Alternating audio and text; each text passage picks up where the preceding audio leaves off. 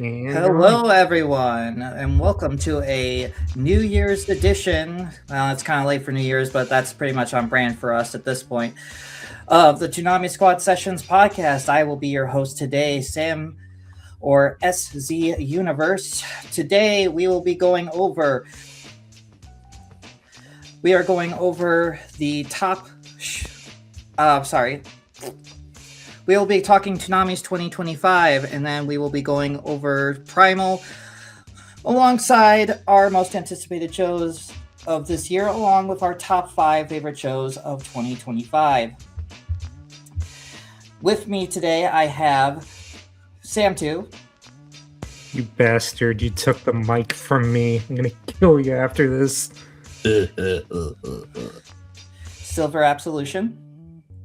Hi, I'm here to make sure I mess with Sam too when it comes to Jujutsu Kaisen not being on Toonami. Well, I You mean, like just another year started, passed, and man. it still did not air on Toonami, so it's good. We're good right now. Steve is right here. We have Phantom. And we have a special guest. Introduce yourself.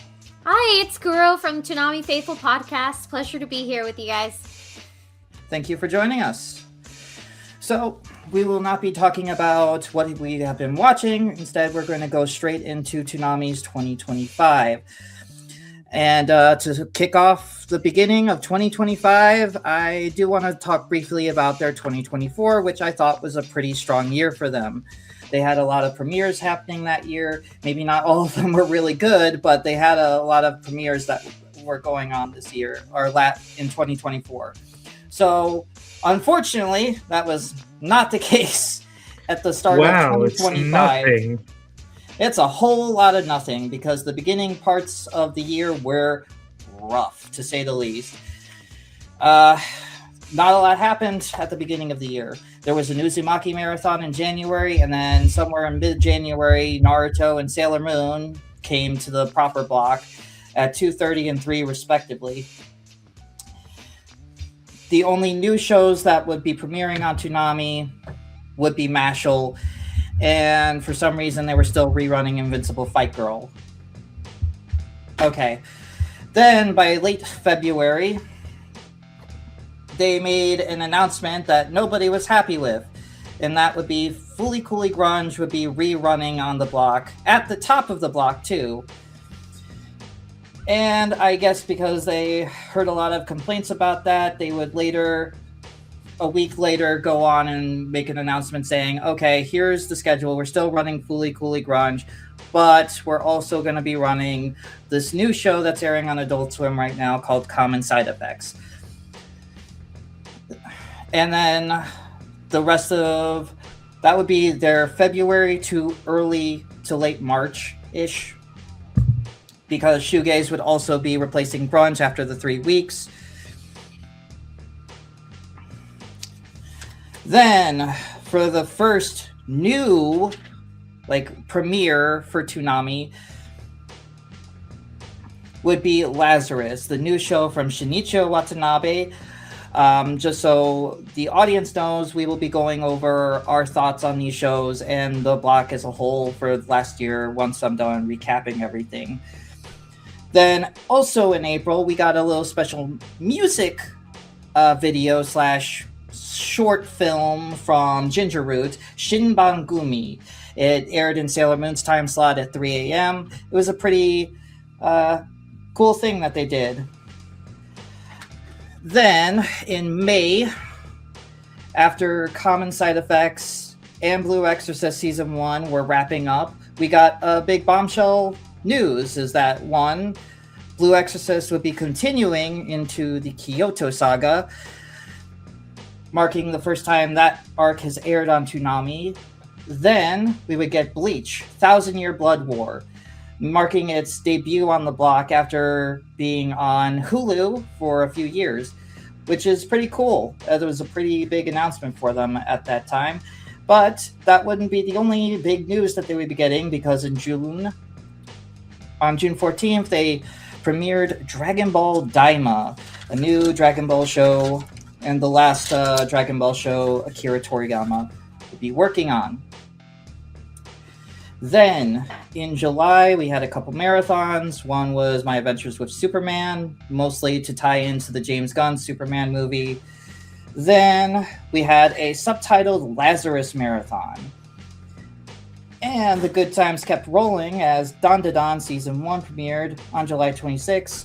I guess I should also make a mental note of this because I didn't say it before, but Blue Exorcist throughout the entirety of 2025 continued onward. So after Kyoto arc, it went into its next arc, and then after that arc, it went into its next arc.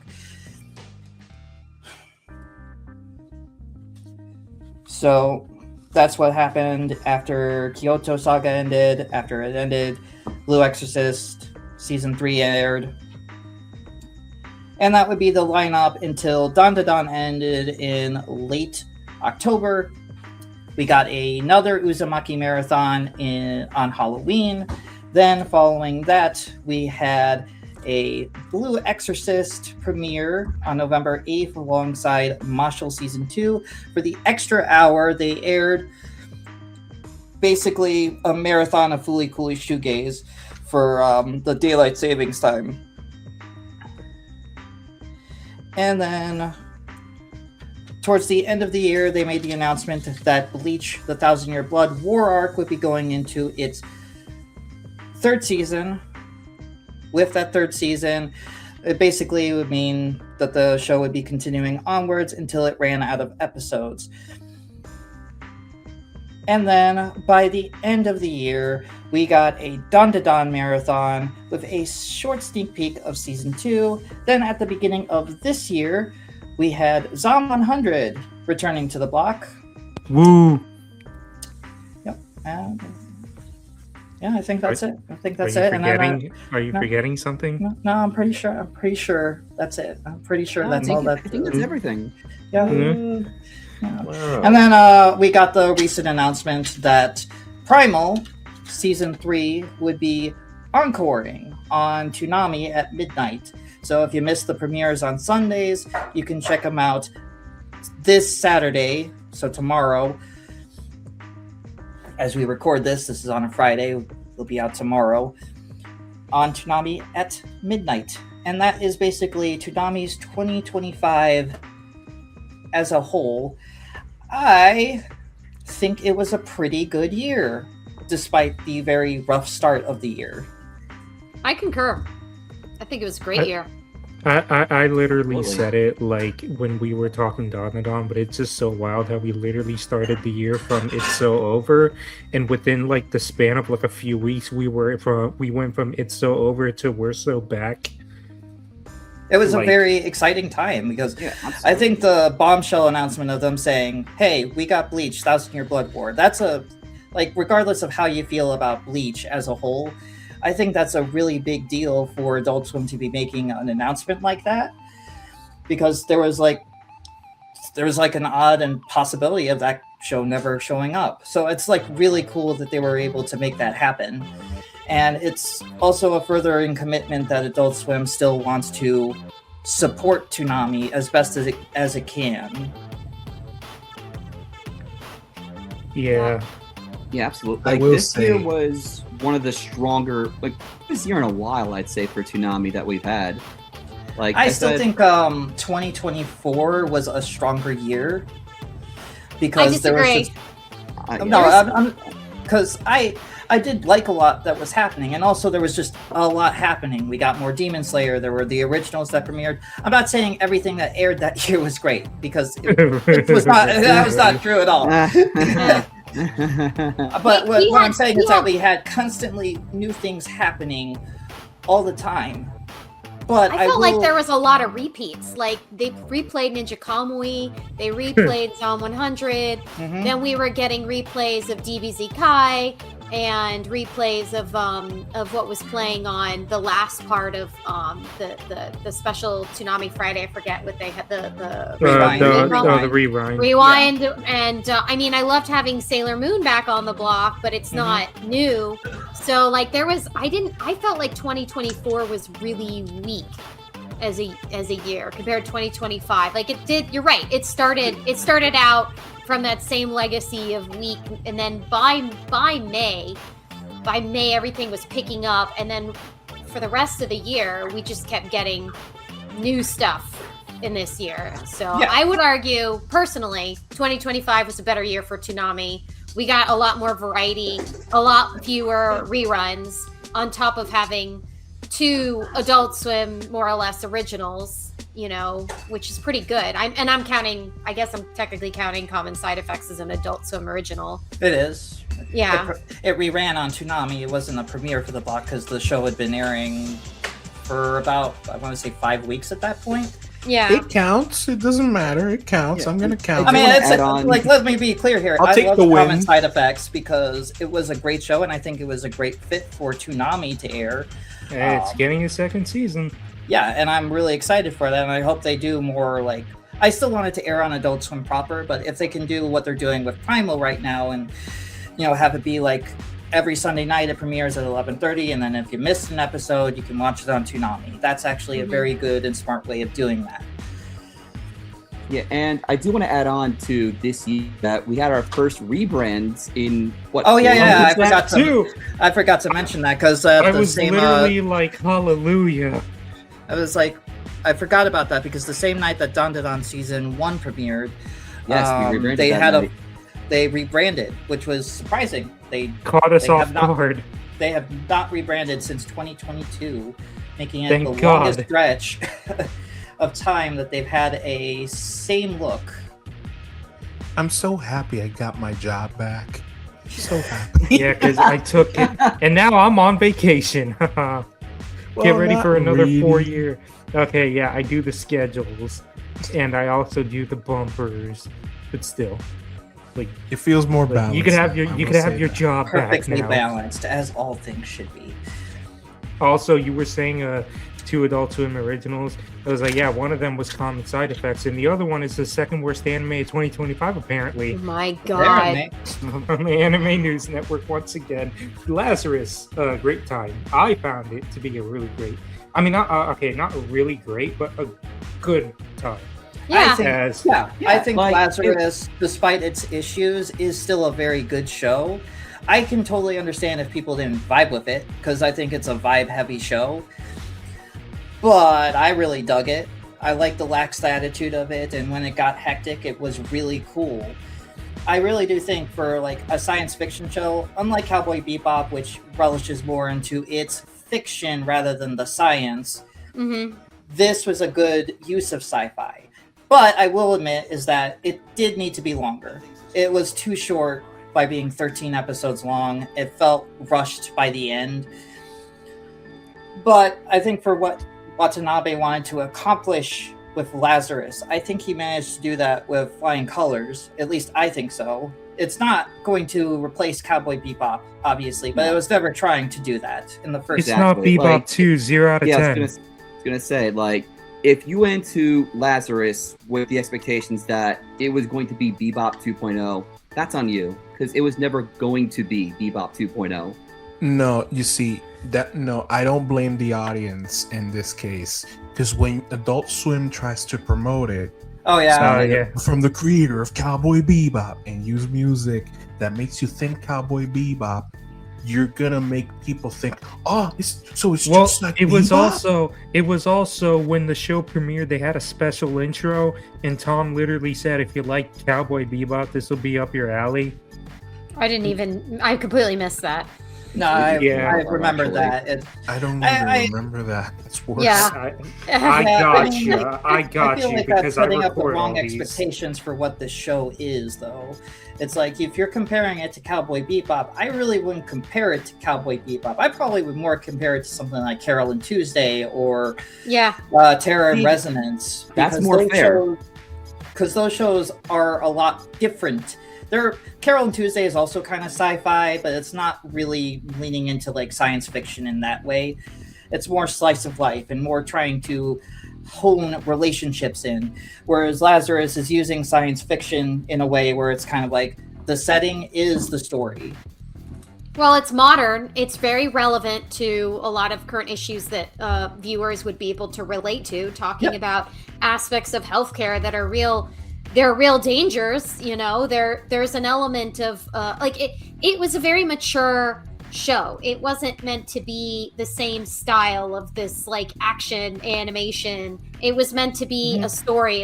There was a story that the creator wanted to tell, and that's what they told. And no, it wasn't on my top 5 favorite of 2025, but I enjoyed watching it. I thought it was well done. It was beautifully animated, absolutely beautifully animed. Great music, great soundtrack. The soundtrack was also so good. Oh, the soundtrack from Sammy Washington and Bonobo. Oh, it was just fantastic. I'm like debating can they importing release that the soundtrack CD. on vinyl. Like, can they release it on vinyl? I would absolutely buy that. I actually would buy that. I'm like I mean, probably debating importing that CD because there's the CD in Japan, but that's a lot of money. Yeah, I feel really frustrated that ANN is willing to publish anything close to this being the worst, because It wouldn't even count it to when be you- like anywhere there's near the so worst shows much- of last year. but there's so much garbage out there that has bad writing, bad animation, bad storytelling. Just overall bad. Yeah, and this, like, even if you didn't like it, objectively it's still not bad. It's still beautifully made. It still has a compelling story. Like, okay, it didn't float your boat, but that doesn't actually make it the worst. I just find it's just such an unprofessional review, in my opinion. Like, for anyone who does reviewing anime, you have to separate, like, I didn't like this from, was this good or bad? Those aren't the same things. Like, again, I'm not putting Lazarus in my top 5 of the year, but I definitely enjoyed it. I would watch it again, and I can compliment of what its strengths were. You know. Yep. If Also, anything, if anything, like, okay, so according to you, Lazarus was one of the worst shows of 2025. So that means you barely watched any anime in 2025. Why are you called Anime News Network if you barely watched anything? I'm sorry. Why is this on the need same more time? list as Rising of Shield Hero 2? Like, that seems like blasphemy to me. Rising of Shield Hero is Yes. objectively terrible. and Ubel The fact, Black. I was about to say, the fact that it's on the same list as Ubel Black is an insult to Lazarus. Like, Exactly. Come like, on. This, And the this fact makes they put zero it sense higher. to me. In fact, look, here's how I know the show was good and well made. Again, not the best, but at least it was good. Like, I was entertained. Hmm. The last few Toonami originals, I've had such a struggle to make literally anything for the finale thumb art. Like, literally anything. Or just marathons. For marathons, literally anything. Like, struggled to make anything for Ninja Kamui, Rick and Morty. I didn't even try. I just told Sam, You had me do that. You do it. And I made 5 thumbs and you used 3. It's a way to waste my work. Because the thing is, if you make 5 thumbs, that means we have to come up with 5 different tweets for Rick and Morty. it was hard just And thinking about 2. yeah, and if you notice, every single one of those captions was the absolute most generic tweets Yes. we have ever posted. It was Because like we could bare not- Even for the minimum. current yes, one. it was the Okay. bare minimum of what I could think. It's pretty funny. You're saying that. And with Lazarus, when I Hell, started working, Hell, I went, right "Oh, now shit, is the I bare have minimum. Yeah. What are you talking Um, about? Rick and Morty. I made that into a joke. It's just Rick sleeping on the couch. Yes, that was on purpose in our current film.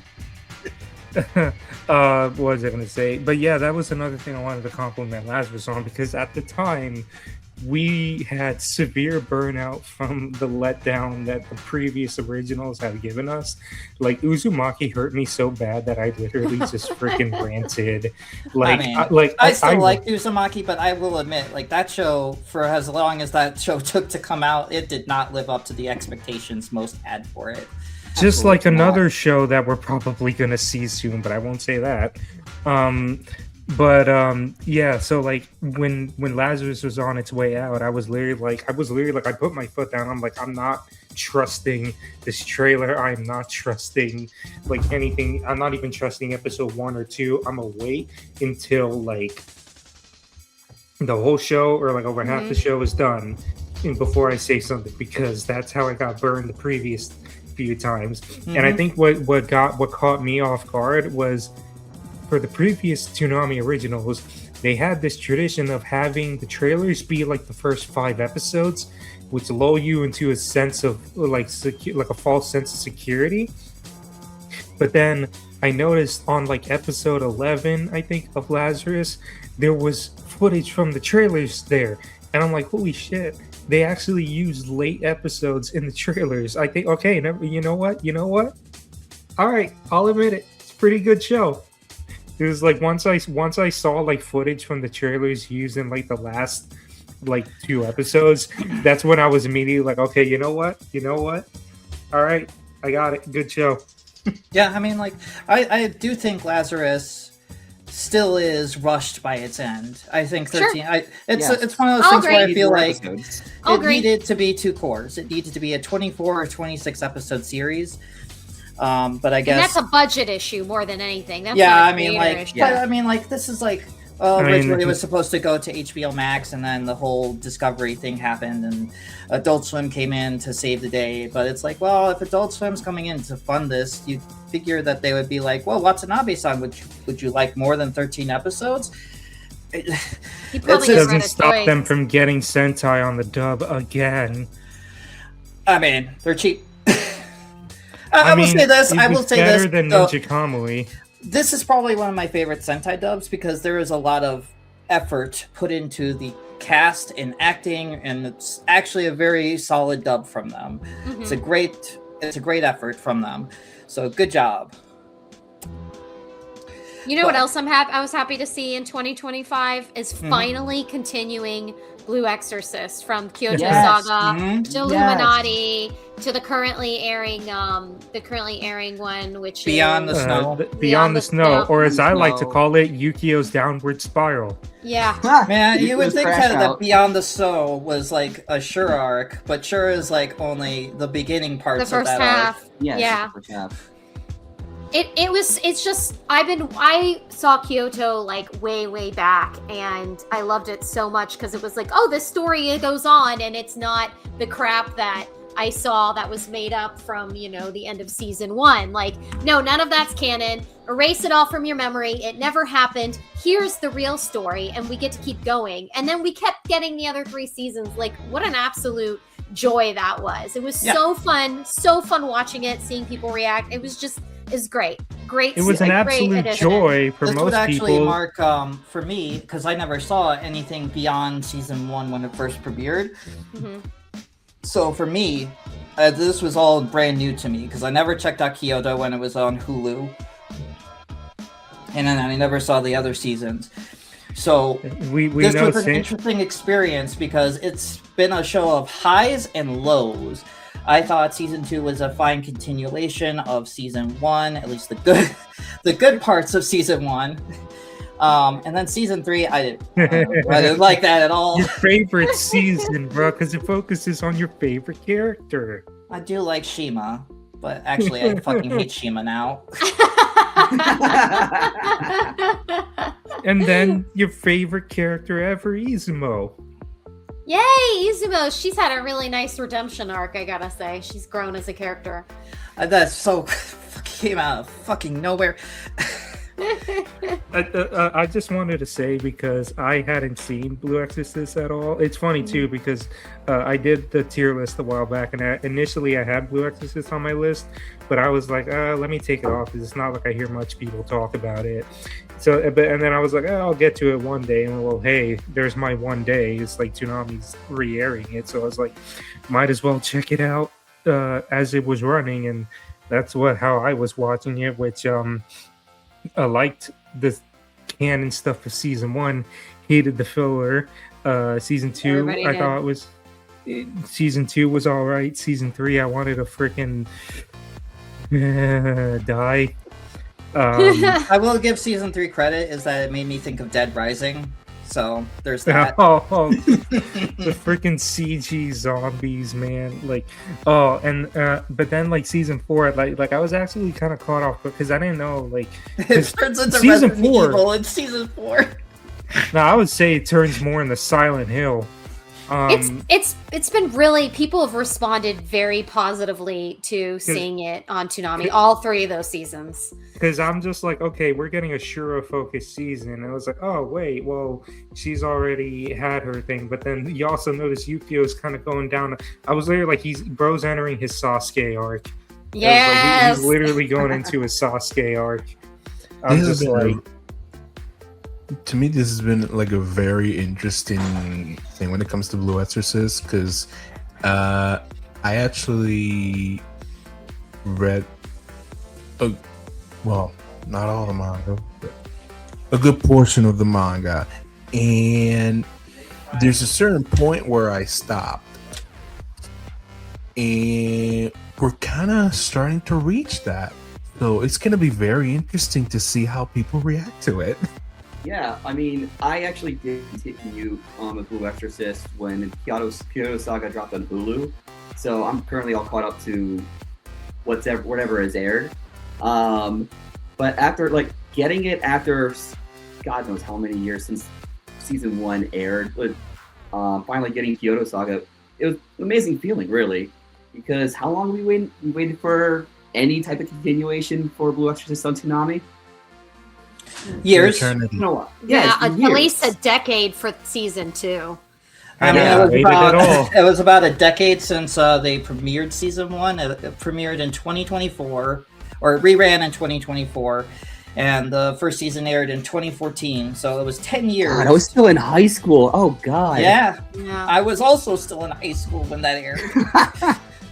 I love that the first season filler, like, They basically were like, Actually- that didn't happen. That's That it. Yeah, didn't like I happen. love how they. Except We don't the talk detail. about it. Yes. We don't talk about the filler. We just don't discuss Yes, it. I love how they pretend that it just didn't happen. I love how that's the correct Toonami way. at like the It never beginning of the happens. Kyoto arc was like, "Hey, we just want to clear things up for a second. What you saw previously that didn't happen. We're just going to introduce this new arc to you, okay?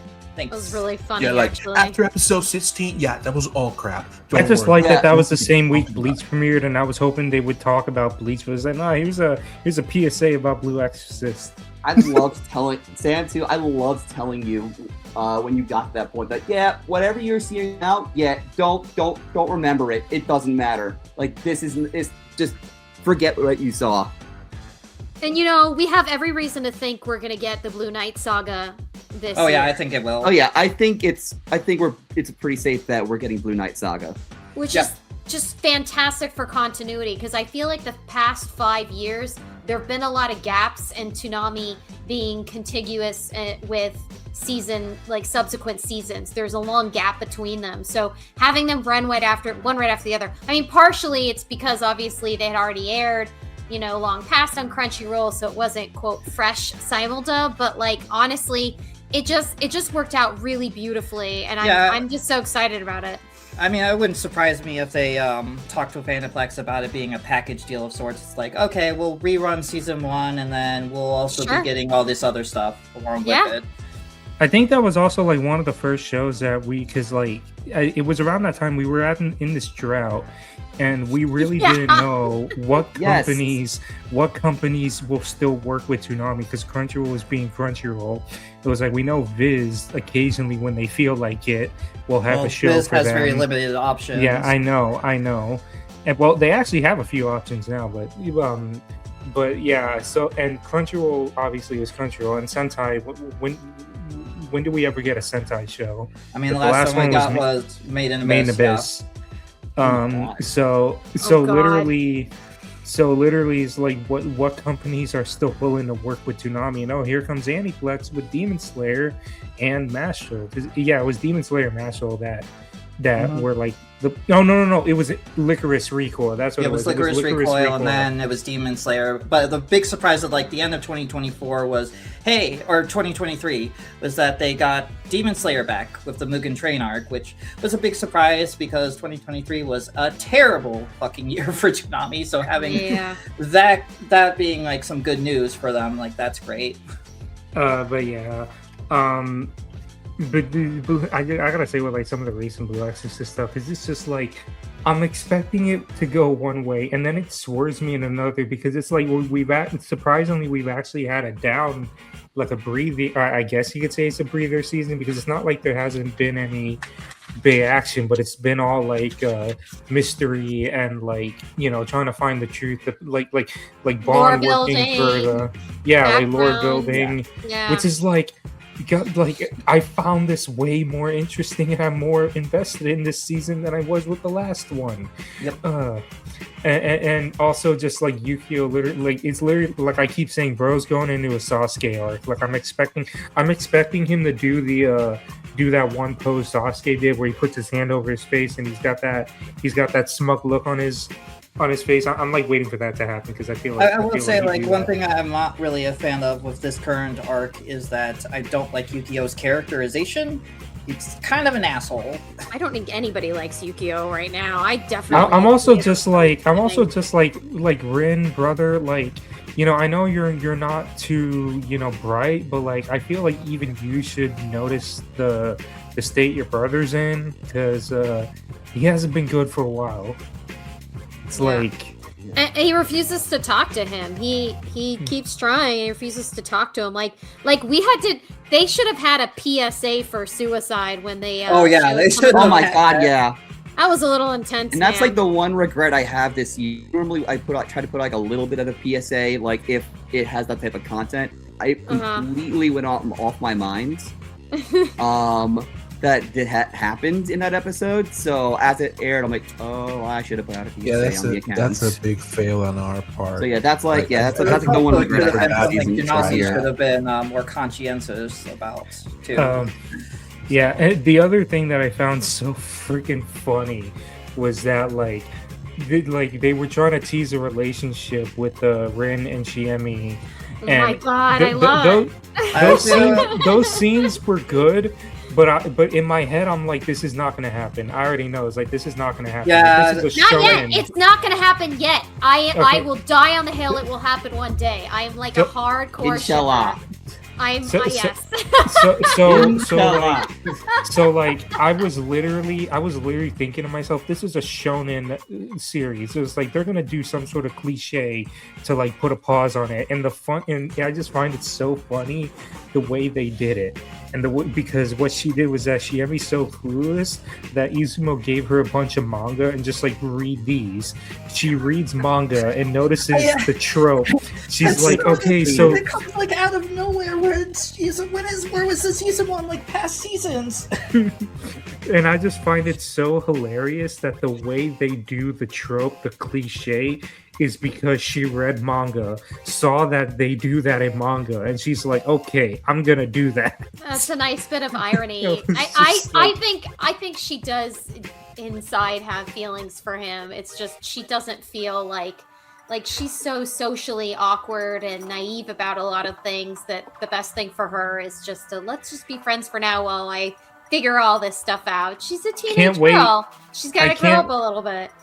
Meanwhile, I'm gonna blame Izumo because if she didn't give her the manga, she would have done any of that. So once again, she redeemed herself and back to the negative zone you go. I think her intentions this time were actually good. She was trying to help her she saw right away that Shimi did not understand romantic love versus friendship love, and she was trying to like nudge her in the right direction. No, it was good intentions. I'm just saying. It just backfired. It backfired. But I will forever, like, I'm holding out my candle of hope that they will end up together. So I'm just like, okay, so how are they gonna do this cliche? Are we gonna get a time skip and hey, look at they're already together, forget how they got together, or are we just gonna end the show and hey, they're like not together, but they look like they could be? because I we mean, know a few other no, shows no, have because done the that. manga is still going. I mean, I know, but I was just making a joke. Yeah, it would be nice to have like a shonen actually bring us to the completion of these relationships. Like that would be nice instead of just like, oh, they ended up together, it's great. Boy, like, do no, I have want a to see show that might be happen. premiering a I need show to see for them end you. up together. I need to see them together. Like I need that for me. But speaking of a shonen with a budding relationship, what What We're a not great doing that. addition. Yeah. What a great addition to And Toonami. one Oh, thing yes. I want to say real quickly, going back to close out Blue Exorcist, like the day they announced that Bleach and Blue Exorcist was coming to the block, I was in Italy for that. So Yeah, that was. I was like 6 hours ahead, like at dinner, trying to report this from Naples. It's I'm amazing. sorry. Humble brag, why don't you? Oh no, it's so hard for me in beautiful Italy. Like I had to step away from the table, like, all right, I need to get this out now because I was not expecting any type of announcement that week. Well, I think it was the fact that like we were expecting an announcement because the schedule was blank and the show was ending, but we were literally like expecting the lowest common denominator, Yeah, like the bare I was like, minimum. no, if anything Like, gets it's gonna be, announced, like, Are you ready double for One Primal Piece or Season something. 2 to return? God, like my expectation was, all right, you know what? It's probably gonna be nothing crazy. Like they got it. No, Bleach and Blue Exorcist Kyoto Saga. Oh, I need to step out. I gotta do this. Like, legitimately, my expectations were they're gonna rerun DBZ Kai again. I don't mind, my but damn, God. everyone's gonna be pissed. I can't. They cannot do any more DBZ Kai. Like, no more. Stop that. Dragon Stop Soul, that, Toonami. though. No more. Hey, Hold on, but hold hey, on, y'all. it's It airing could at be like worse. 5 a.m. It could on the be weekdays worse. now. It could be worse. And there It it can could- stay. It can stay there. It could be worse. It could always be Rick and Morty anime at midnight again. But that never happened, though. It never happened. All right, but yeah, our other bombshell of the year, freaking Dawn. Which was Dragon Ball, actually. No, Oh, it yeah, was Daima. Yeah. Which Well, let's actually talk about Dragon Ball Daima, because I think with it being the last project that Akira Toriyama worked on, I think it was a great send-off for him specifically, even though it wasn't intended to be that way. I mean, think- it is like the last one that he really put his hands on because, like, the issue is with Dragon Ball stuff is that any new Dragon Ball thing that comes out, they'll be quick to put by Akira Toriyama on the headline, but in reality, how true is that? Because the most what happens is that he'll make like bullet points or like like rough ideas, and it's up to like editors and all that to actually put it together. But like with Daima, they were saying from the get-go, no, he was really involved. Like he actually like contributed and was like helping write and all that. So, and you could see it in the show. Yeah, it's a nice mixture of like the wackiness of Dragon Ball with the action of Z. And it also kind of feels like it's a culmination of everything Dragon Ball in some way. It's a little bit of Dragon Ball, Z, Super, GT. It's all of that, and it's like this loving tribute to a series that he created, obviously. But it's also just this cultural juggernaut of its own, where it's taken a life of its own, where even long after we've gone past many years of Akira Toriyama no longer being here on this earth, they're still going to be making more Dragon Ball stuff. Like, that's the impact of his work. Yeah. I will confess I didn't watch more than like a couple episodes because I'm not a hardcore Dragon Ball fan, but I think it was absolutely great decision because there's such a long-standing relationship between Toonami and Dragon Ball series in general, and so having that finisher, for Toriyama himself, it looked beautiful, by the way, I'll add that, but having that on Toonami, it was like, it felt appropriate. It felt right. They belong together. It Dragon took Ball a and Toonami while to belong get together. there. Dragon Ball and Toonami belong together like peanut butter and jelly. It took a while to get there though. Like I'm like tinfoil hat here. I felt like it was supposed to come in January, but Crunchyroll must have like stepped in and done something because it's like it just felt weird how like, oh, the dub of Daima will be put on Crunchyroll January 10th. That was on a Sunday, and then January 9th was, I think, like the Uzumaki marathon, and it literally felt like as if we were gonna get a premiere, and then nothing happened. And I'm just like of the person that was like, I feel like we were supposed to get this in January, but Crunchyroll had to like step in somewhere, because Yeah. you've seen the credits too that they did not Okatron, Crunchyroll did the dub of it, so like that they probably made the dub exclusive for a while, because not only was it going on Toonami at the time, but it was also getting added to Netflix and Hulu, I believe. So Not okay, dub, so but that the subtitle genuinely- version was going on there. Every new episode of the sub were going on there, so it was a Crunchyroll exclusive for a while. And then when Toonami announced that, I think Netflix and also other streaming services also got the dub. So it must have been some type of backdoor deal of like, hey, we'll dub it at a reduced cost to But- you, but we wanted it as an exclusive thing for a while. but there Which was just honestly- Even if we complain that honestly, like, it doesn't really seem like anything's coming. It's like very basic business deals. Like, yeah, sure, we'll dub it, but since we're doing the dub, we would like to like have it exclusively for a little bit, and then you can do whatever you want with it. Like, if I were Crunchyroll, I would do the same thing. Like, Yeah, I mean, like it's a business. I get it. It's just, man, that kind of sucks. yeah, it sucks, but I just don't think it's like with Sam too saying like it's conspiracy. It's just like very basic business, and sadly, Toonami got the end of the stick. But at least they got it. Yep. Yeah, I mean, there was just a period where I was thinking, is Crunchyroll really robbing us of Dragon Ball? Like, there's no way that Nah, can 'cause happen. And that's not eventually, their- no. Because I've always said this, is that the master license is always Toei. They have the master license to Dragon Ball and One Piece. They have had those licenses for years. Crunchyroll is just an arm for them. They are distributing the physical media and they are dubbing those shows for them. But in terms of deals and like television broadcasts of the sorts, that's all handled by Toei. But yeah, like, and then on the other thing with Daima is that this was also like the first time in a long time that Stephanie Nadolny, I don't know how you say her last name right, came back as little Goku, which because like for the longest time, like anytime Kid Goku's in something, it's always been like Colleen or whatever. So it was just really surprising to see her come back. I mean, like, I didn't know at the time why she wasn't around. I mean, I would later find out why, but I mean, it's good to see that, you know, that. And I was so happy to hear her back as little Goku. Like, no offense to Colleen, she's great, but it's just that to me,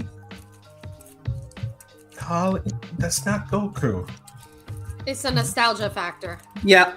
Yeah, it's nostalgia factor. I won't deny it, but it's just. But I won't deny she was good in those roles when she was Kid Goku, so. Yeah, I do like that they.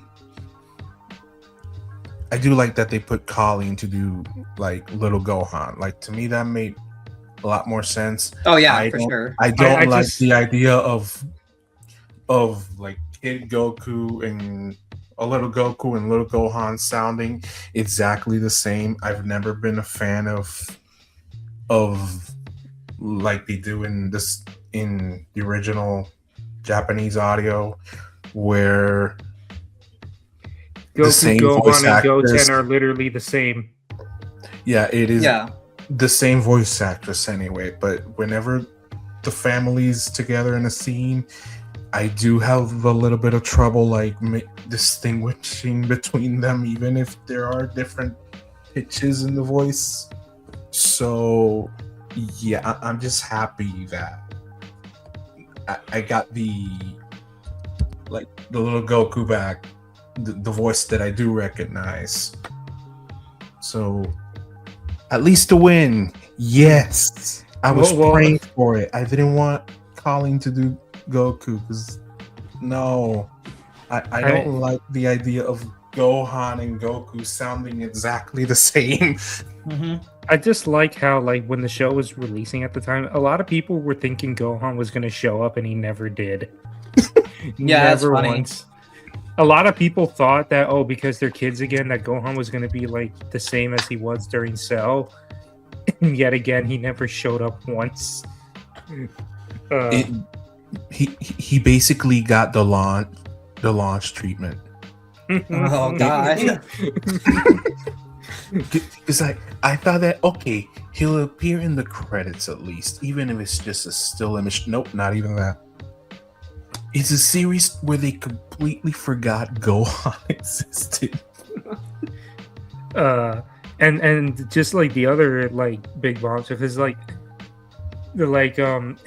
I said this in the last podcast, but it's clear that like the story was just like all over the place, because it's like, oh, let's go on this adventure to get these Dragon Balls. Oh, well, now we're gonna go to the demon realm to like fight the Tamagami. Up here comes what's his name, because he got an eye in his forehead, and now he's the final boss. It's just like, Yeah, I mean, for what I'm saying, I personally go back to the original Dragon Ball and think that is the tightest in terms of storytelling that Toriyama has ever managed. But also, it's just like this show has always been goofy and kind of been all over the place. At least we got Super Saiyan 4 back. Well, yeah, like the Toriyama version of Super Saiyan 4, because I don't think he did the original, like the No, one for GT was an original story. He was off enjoying retirement. Well, okay. Technically speaking, Toriyama did give the designs for the characters. Most of them. So, but he had We no can thank hand him in for Super Mustache Saiyan 4. Vegeta. I said most of them. I don't know if he did Mustache Vegeta. Damn. No, and then just like one of the He didn't do any of the story. He just gave designs, and that's it. So. And one of my favorites, well, two favorite scenes I have, it was like Goku doing the Majin Buu thing again, where he's like, "This is Super Saiyan. This is Super Saiyan 2," and then now This to is to go go even further further beyond. beyond, and then does the Super Saiyan 4 thing. I'm not going to do that here. It also, like, I mean, like, look, I know that everyone likes the mini characters and all that. I mean, there's a place for original Dragon Ball. I really love Z, and I mean everyone does. I mean, like, but it was just like so good hearing Sean Schimmel and all them again in the last two episodes. And like, apparently Sean Schimmel passed out 3 times while recording for those episodes. But just the Super Saiyan 4 transformation actually gave me goosebumps, like the adult one, not the kid one. And I even go back to the last fight, like the last episode, like a few times. I will say, like, what I liked the most about Dragon Ball Daima is that it's just a fun show. Like, if you are a fan of Dragon Ball, you should watch this series because it is a loving tribute to Toriyama's creation. Obviously, he wrote and did a lot for the show. But it's a fantastic series, and I'm really glad Toonami got to air it, and I got to sit through it all the way through. Wait, Good job. we can't also forget the most important lore dump that the show has given us. Vegeta likes his bath with Bulma. Yeah. I should hope so. It was that, and also like, oh, I get, like, because there was also that one scene where Bulma's like, I'm gonna stay like this forever, and he's like, the hell you're not. And then Hybis literally is like, so what? So you like big boobs then, right? And he's like, He likes big boobs, confirmed. It's like the most important lore dump we get is Vegeta's taste. And that's how you can tell Toriyama made the jokes. Yep. No, yeah, and the one thing you could tell right off the bat was Toriyama was like that very last scene where they go to the gift shop again, and he's like, "What do you have here?" It's like, "Oh yeah, these are like the evil eyes." It's like they didn't sell much. Well, we only sold like one. It was just like the entire time the thing that they were struggling against was a gift shop item. And with our talk on Dragon Ball Daima, we are moving on to Dan Da Dan Season 1. A big announcement for them in January, or not January, July. Anyway, So I just want to say with this one, and Logan is my witness. I don't know if he's still in the chat. We were at Anime Expo, like around summertime. Like I think it was like the last week of July. Oh no, it was the first. Yeah, no, it was the first week of July.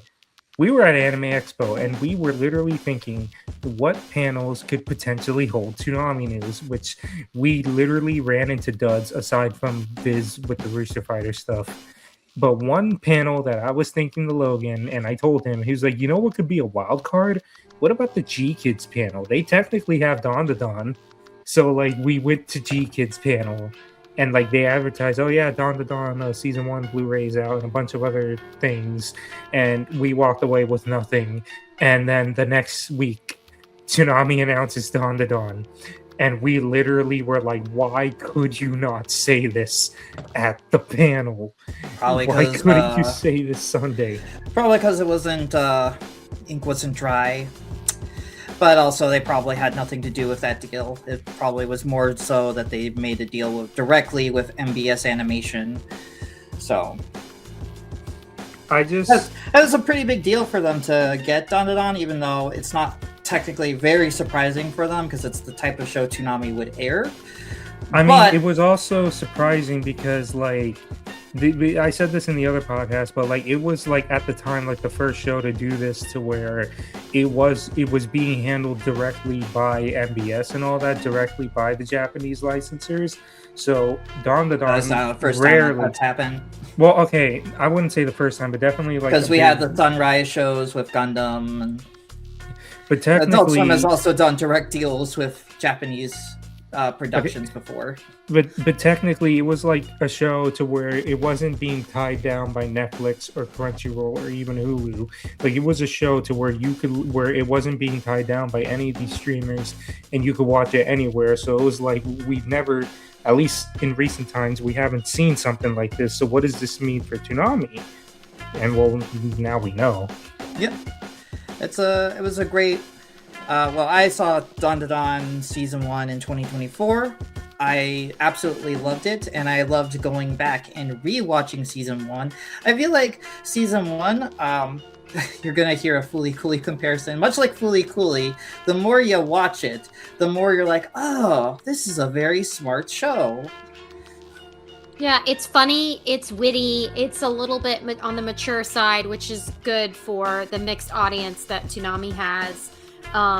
And in general, like, I've been appreciative of how much more humor has been taking a place in the Toonami lineup, because I definitely think it fits well, but still's got some action. So, you know, and even though like normally I would have been annoyed at yet another teenage anime, but they seem appropriate for their age. It's not like teenagers having to save the world. It's these teenagers being teenagers and all of their horniness and also all their awkwardness, and they just so happen to have the coincide with some weird supernatural shit that they got to deal with, and they're weird about it too. It's just so funny. Or alien shit.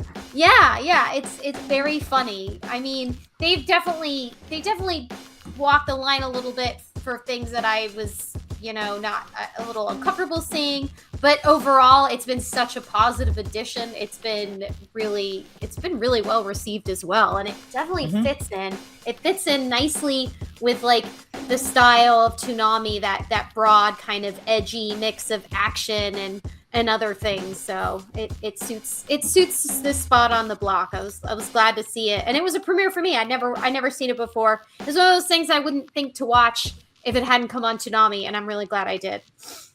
It honestly does feel right on the block. It really does. And I just find it funny how, like, New Year's Eve last year, I put out a tweet saying, like, I try not to make predictions, but, like, if I had to pick one, it'd be Don to Don. And lo and behold, I accidentally manifested Don to Don on Toonami. There you go. Sorry, Sam, too. You can manifest Jujutsu Kaisen, but it will never come. Shut up, brother. Steve, could you manifest Vinland Saga? That'd be nice. You Listen, talk to I'm Netflix trying or to I'm Crunchyroll. trying to manifest the last 2 seasons of My Hero. So maybe another time. Okay, focus on that then. I'm manifesting Windbreaker because that's Aniplex, so that has a more than 0% chance. I mean, anything I haven't seen and the new Fire Force. Uh, That's what I want. I don't know if I want to see the last season of Fire Force. If it had more episodes, yes, but I don't know. I just can't live without knowing how this ends. I gotta see it. No, that's fair. But once I heard that they're cramming over 80 chapters of material in the last 13 episodes, immediately my heart sank. Like, no, We gotta you were give doing these so people money. good. Oh, it's going. We on gotta Thomas expand their Zimmerman route. budget. If not, No. guys, we can have another season after. You don't have to end it now. You know, these unless they production pull an companies, Attack on Titan. they might have the money to do this if they stop producing crap. Like the amount of crap that gets put out there, like average subpar anime, like maybe if not every single thing Like that gets a One Punch manga Man. needs to be adapted. Not everything needs to be adapted. Instead, then you'll have a little bit more money to adapt things that are just really good and really popular. You know, like Fire Force Season 3. Just saying. Actually, let's be fair here, because the last few years it hasn't been just manga. They've been adapting light novels. Yeah, because those have been great, right? Oh man, So- here comes another So isekai. much. So much. Oh my god. No more isekai for the love of Let's God. No let's more. get back on track. Yeah, I here, was gonna please. try. I was gonna ask about like the Don one to Don. thing I will say about Don to Don, and it's my one and only complaint about season 1.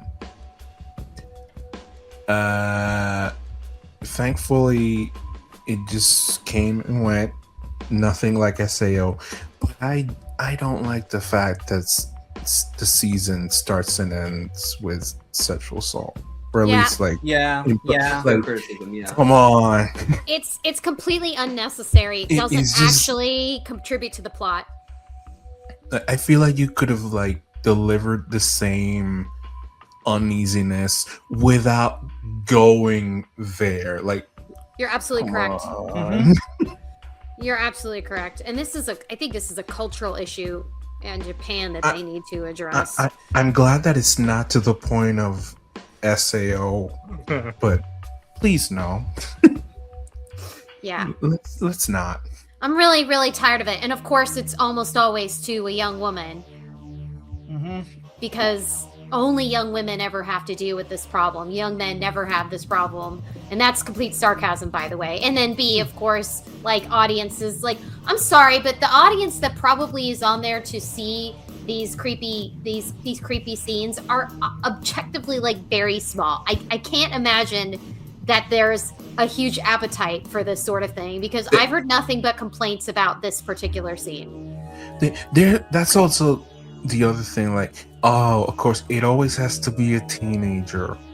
Yeah, You're fucking kidding me. it's gross. Yeah. Yep. It's disgusting. I mean, thankfully, her But it's legitimately future like, my boyfriend only saves the day. complaint. It's like Yes, my Ken only Ta- complaint. Ta- That's Takakura. it. Yeah, Ken Takakura, the actor. No, that's just his name. No, his name is Okarun. Okay. Like I will I- say with Dandadan, I have never wanted like a relationship in anime so badly like I have with Dandadan. I like that. Yes, they deserve to be together. We're all rooting Yes. for them. Like I've It- never cheered for a couple so hard than Okaru I and just- Momo. I just find it that this is a shonen jump series, and yet this is the most unshonen like thing, actually developing a relationship between two characters. And the Like- cool girl and her secret nerdy side actually makes her attracted to the nerd. I love it. Yeah. Now I have a question for you, Kuro. Did episode 7 break you emotionally? You know, I think I was more frustrated by it. That I was warned that it was going to be extremely emotionally taxing, And when I was watching it, I was just so like I said, frustrated by the heavy Les Mis vibes. You know, I just thought, what? Why is this necessary? Why did I need to see this? I didn't like it. But like I know that a lot of people responded strongly to the heartstring stuff. I think that sometimes we need to scale back on how dark we make these backstories, because like so much of these anime, you'll have like the worst thing happen to a character, the worst thing, and like really severe bullying, you know, parental abuse, abandonment, poverty, all this other stuff, and it's just like, can we just make like shitty things not be, you know, therapy inducing? Can it just be a bad thing that doesn't require like intense mental health resources? Limit with this type of stuff, because nihilism is not really something I want in my entertainment. Me but neither. I do think we need struggles for these characters, and Yes. those need to be overcome. But there needs to be like a limit set to that. Exactly. You nailed it. There's a difference between a nihilistic struggle and like a struggle that is something that's difficult, but you're giving the character a chance to overcome it so that the people watching can relate to. I cannot relate to this woman like getting killed by gangsters and her kid disappearing and probably dying. I can't relate to that. Sorry. Well, technically, technically she didn't get killed by the gangsters. She ended herself. Are you talking about the woman? I thought you were talking about her daughter. I was like, I don't think they killed her daughter. I'm pretty sure they killed her daughter. I thought the implication was that that's what happened to her. Yeah. No, I just thought they kidnapped They killed her. the daughter, and then the mother ended herself. I mean, It- life was either not she- going to be good for that child. There's no way that ended happy No. for that kid. No, not at all. Not it at did all. not. Wait, did we really have a year where there were 2 suicide attempts on the block? Oh God. Probably. We need to get that. I notice guess up we there. need to dust off the old suicide counter. Yeah. Yes. I have it stored somewhere on my I have it stored somewhere on my computer. I'll dig it up. I don't know. One thing I also want to compliment Don is the dub. Oh, the dub The is dub's fantastic. incredible. Like yes, That's one I've of my seen favorite Donovan English before, dubs but of like this decade. Just getting like talents like Abby Trott, Barbara Goodinson. I like how like people were saying, oh, this show is a spiritual successor to Spoolie Cooley more than the actual sequels. I And was gonna another bring that thing- up actually. Yeah. Yeah. And the fact that you have Carrie Walgren and Barbara Goodson in the same scene again, like that, you could also argue that that's also a spiritual successor to Foolie Cooley. And also, like, I just gotta say, Alex Lee as Gigi, my god, man. Anything Just- Alex Lee is in, he crushes it every single I just like, he just kills me when he did the D's nuts line. And I'm just very impatient for us to get season 2, because not going too deep, but we get Bryce Papenbrook next season, and he freaking kills Death it. taxes Bryce Papenbrook. All things to expect in life. All I roads lead to Bryce Papenbrook. No kidding. So I'm just like, I'm He's in highly everything. anticipating. I'm Yes. just highly anticipating season 2. Whenever just for that the one comes. character. There's one I actually failed to mention. AJ Beckles absolutely crushes it as Oh, Uncle yeah. Room. AJ is just fantastic. Yep, I agree. I think we've extended our talk on Dun Dun Dun. We've all loved it. Mhm. So then I guess the final show to talk about is Marshall, Season 2. Did we ever talk about common side effects? We briefly talked about it. I mean, if we want to talk about it a bit more, we can. I loved it. It was a great show. It was just a late edition for Toonami at that point, and the only reason that they aired it was because they had nothing to run. So it was like, well, it's free. Might as well run it.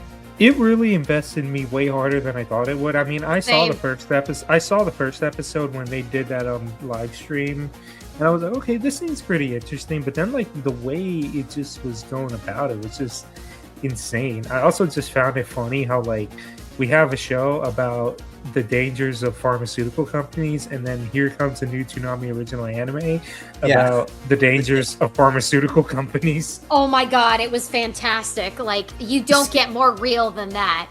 I feel like that's just unintentional, but that was just smart. I know, incredible timing. I know Sketch made a joke about that when I was on the Faithful podcast. I forgot what he said. I think it was like the Toonami pharmaceutical hour or something like that. Yeah. But yeah, Common Side Effects, it was a great show. I think it's probably one of the strongest shows of this decade, in my humble opinion anyway. I am so looking forward to watching more, and I'm a fan of Bennett. I forgot the Joe creators. Bennett, I think it Joe was. Bennett. Yeah, Joe Bennett. I loved Scavenger's Reign and Scavengers. So I look forward to see what he does after Common Side Effects. But I'm really looking forward to season 2. I'm hopeful Toonami can have a chance to run that as well. Also, Mike Judge is technically a Toonami character now, meaning Hank Hill is technically a Toonami character now. Yep. Yeah, he is. You're right. Yeah, I'll never forget. I mean, that's actually very surreal to think about that Greg Daniels and Mike Judge executive produced the show. Yeah, it's just a name, but it's like they looked at the show and was like, yeah, we'll put our names over it, and somebody picked it up, and that's really cool.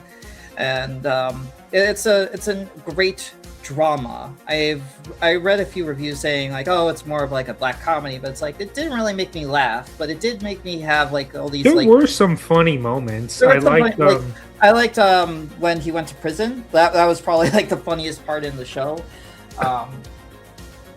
But for the most part, the show isn't trying to make you laugh. It is more of a drama. It's very well told that way. And it has some like light moments to kind of balance out the more heavier elements. I think Common Side Effects is a great Toonami pickup. I just wish it would have aired sooner rather than later. Yeah. So I guess with that, we can move on to Marshall. I will let other people talk because I have nothing really to say on it.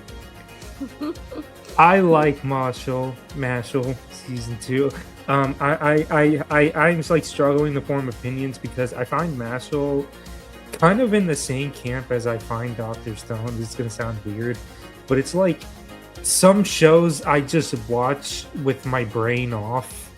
And I know that's weird to say for Dr. Stone because it's like literally science, but it's like there are just times to where like I don't think when I watch these shows. It's like I see the science man do the science thing, and all of a sudden he can make a boat.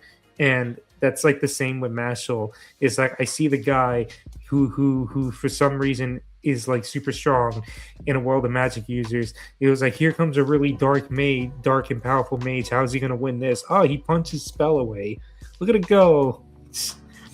But I will say, like this season has been more entertaining for me, just because we have a tournament. Cue the Giga clip. It's a tournament arc. And also, just like they really went out with the animation this season. Like I was not expecting like the fight with Marshall and what's their name? The music Margaret. Margaret. The Voldemort kind of looking motherfucker. Yes. I was not expecting the fight with them to go as hard as it did.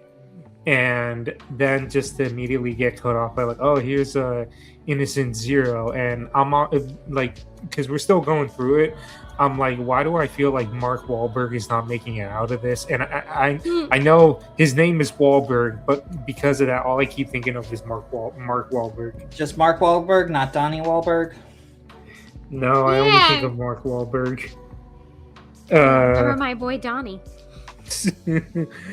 But I mean, like, it's just really hard to form an opinion about Marshall. I mean, like, I like the show a lot. It's like in the same, like Logan brought it up when I was talking Dr. Stone once. It's like comfort food to me. It's like a good show to watch. Just whenever I want to laugh or feel good, or you know what I mean. Like, I guess that's the way I describe it. It's really just a good time because it's like.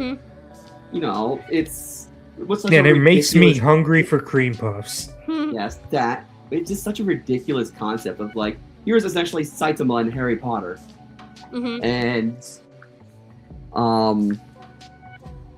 it just sounds ridiculous in concept, but somehow it works. It's like he finds essentially just punches his way out of these crazy situations. Yeah. I also just want to say like because it's like, okay, how is he going to get out of this situation? And it's like I can't think I couldn't even foresee the things he does, like taking the metal wand, stretching it into a freaking tennis racket and swatting the spell away. Like what? Or I literally was like, excuse me, what the fuck is going on? Like, and when the recent episode where what's his name thought he killed him, and then he just gets up and he's like, cream puff party. I'm like, what's going on? What is going on? I'm literally like, what the fuck is going on? I feel like Mashle's not really supposed to make sense in a way, but at the same time, it's just fun. That's pretty much all I think about it when it comes to Mashle. And has It's one a nice- hell of an opening. Yeah, it's a nice Oh, breath yeah. of fresh air after Bleach, I feel like, because Bleach is just so dark. So I just need the comedy and the I lightheartedness. mean, you the say Mashle that, but brings. Blue Exorcist airs after Bleach. You mean after Blue Exorcist and Bleach? Yeah, but I like Blue Exorcist, so so that's different. Yeah, I think Mashle, lighthearted. It's a comedy. I really appreciate how it embraces how derivative it is.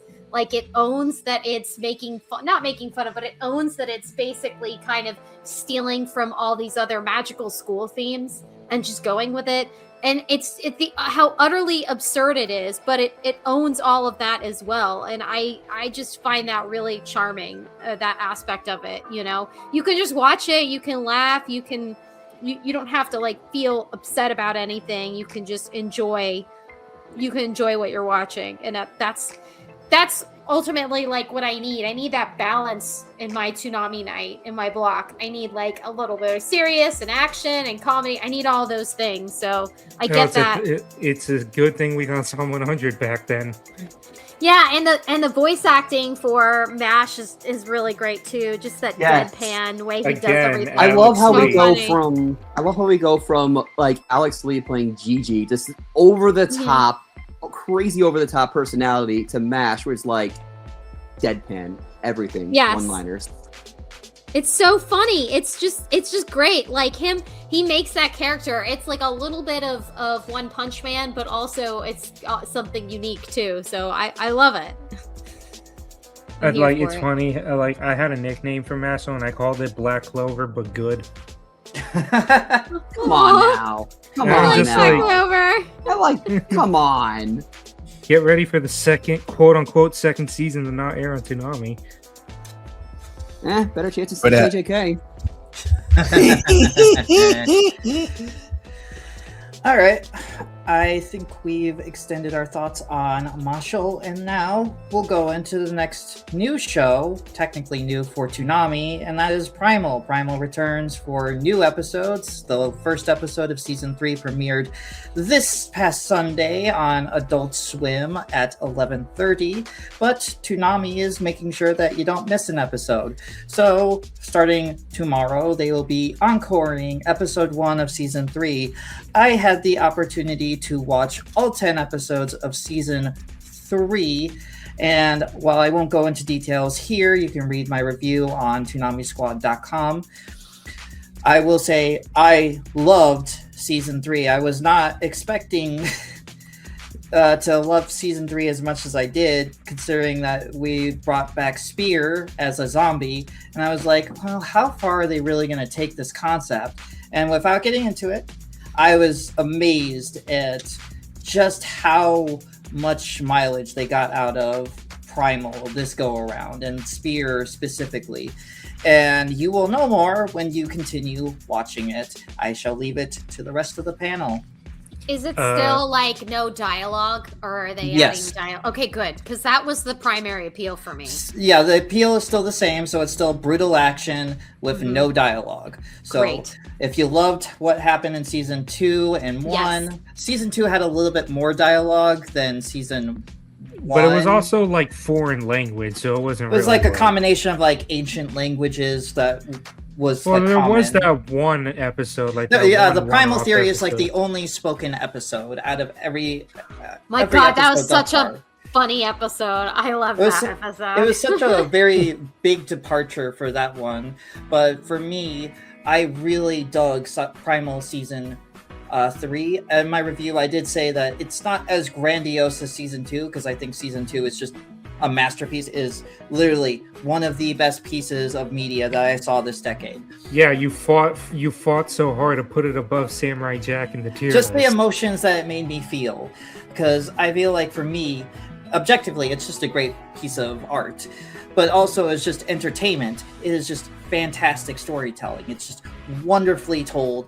The characters are fantastic. You really care for everyone in this show, and I feel like with Primal season 3, they continue to grow on Spear as a character, something that you probably wouldn't think of when he's just a zombie, right? But they do something later on in the season, and I won't give it away, that just makes him feel so human, and it's just really, really good.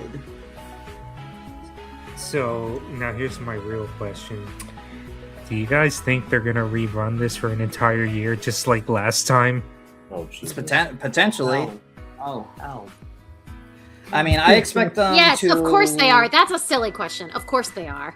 I mean, Can't I wait expect to it see to the like first episode, replace like, like 20 either times. like Zom or Rick and Morty.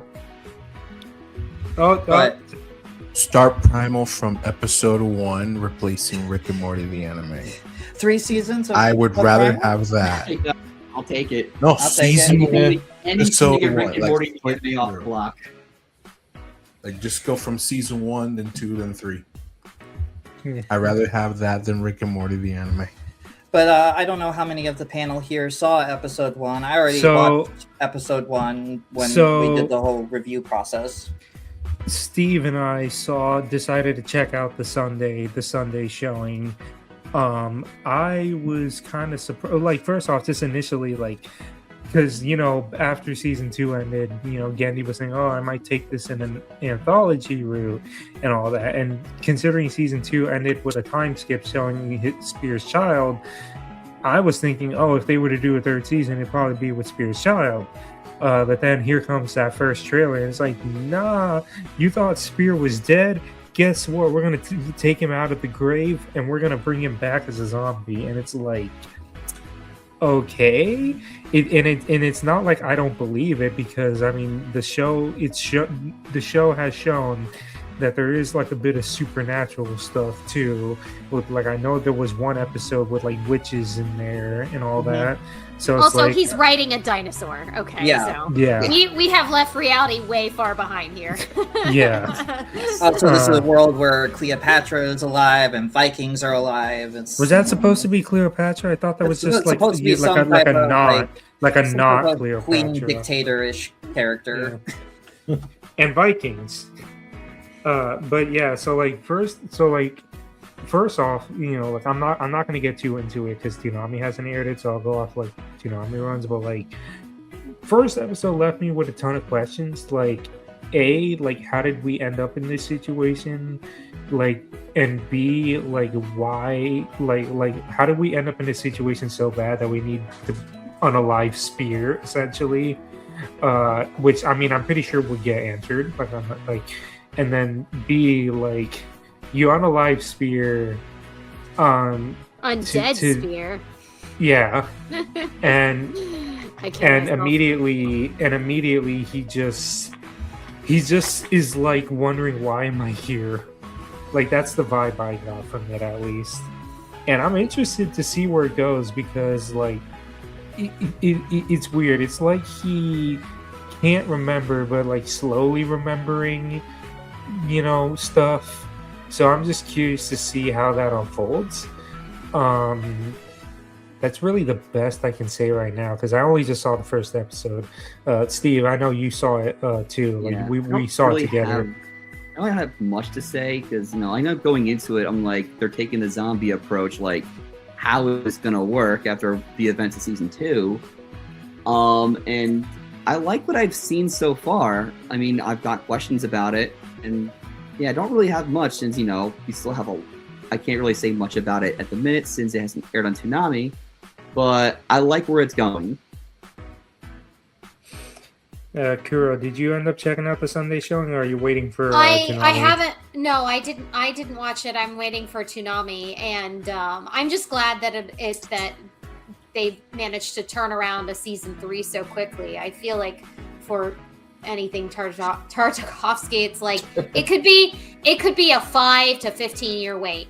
I mean, I'm still waiting for Unicorn Warriors Eternal, so I'm just pleased they got a season 3 in production within a reasonable time frame. Like it had been rumored right off the bat, so it's great. It's great that it's ready to go.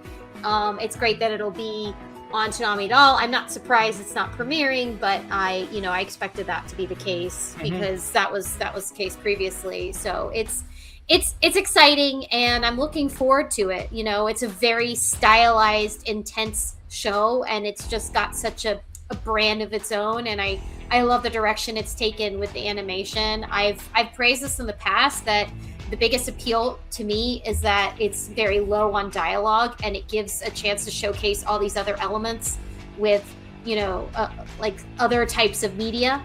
And I think that's one of its strengths because I love good dialogue as much as the next person, but in terms of like this show specifically, that's its strength. And how much creativity can you put into creating a story without having people speak? So really excited about it, looking forward to it, and I plan on only watching it on Toonami because I'm loyal. I don't know about Silver or Phantom, so I watched it on HBO Max, like literally at 9 in the morning. I'm like, I'm interested what will happen with the show. I mean, I watched Marvel Zombies, which literally had that, and I'm like, I don't know. I'll either check it out on Toonami or I'll just wait till it's on HBO Max. all right. I'm waiting for the Toonami viewing, mainly because honestly, watching Adult Swim late, well, I guess not that late at night considering the block we watch, but like it's getting harder for me to like stay awake on Sundays. I feel that. It's funny. It's like Saturday nights when Toonami's on. Oh, we could stay up late, but like literally any other night is like midnight and I'm already out. I wish I could stay up late, but no, I got work in the morning. It is Or beckons. I get in a little later, but yeah, basically. Like when it's Toonami night, that's me getting off of work an entire day, relaxing. I watch the whole thing, and by next day, I'm tired because I worked all day, and I'm tired because I went to bed really late. I mean, So when it's Sunday and Primal's on, my body's just screaming, "Don't do anything. Just stay in bed. Don't even move." Yeah, that I'm just gonna watch Toonami for Primal. That's it. All right, that's fair. I made the mistake because it's funny you say that because last week because I recorded the bumpers and considering Zom 100 and Rick and Morty were new additions, I had to stay up late for those bumpers and then I had work in the morning. So last week I recorded the shows to get their bumpers and I upload the compilation only to find out after I uploaded it I missed one of them.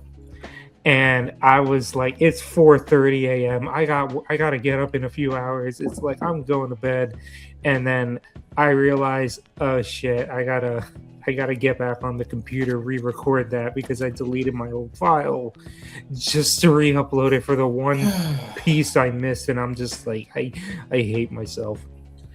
All right. Well, with that, I think we've discussed Primal Season 3.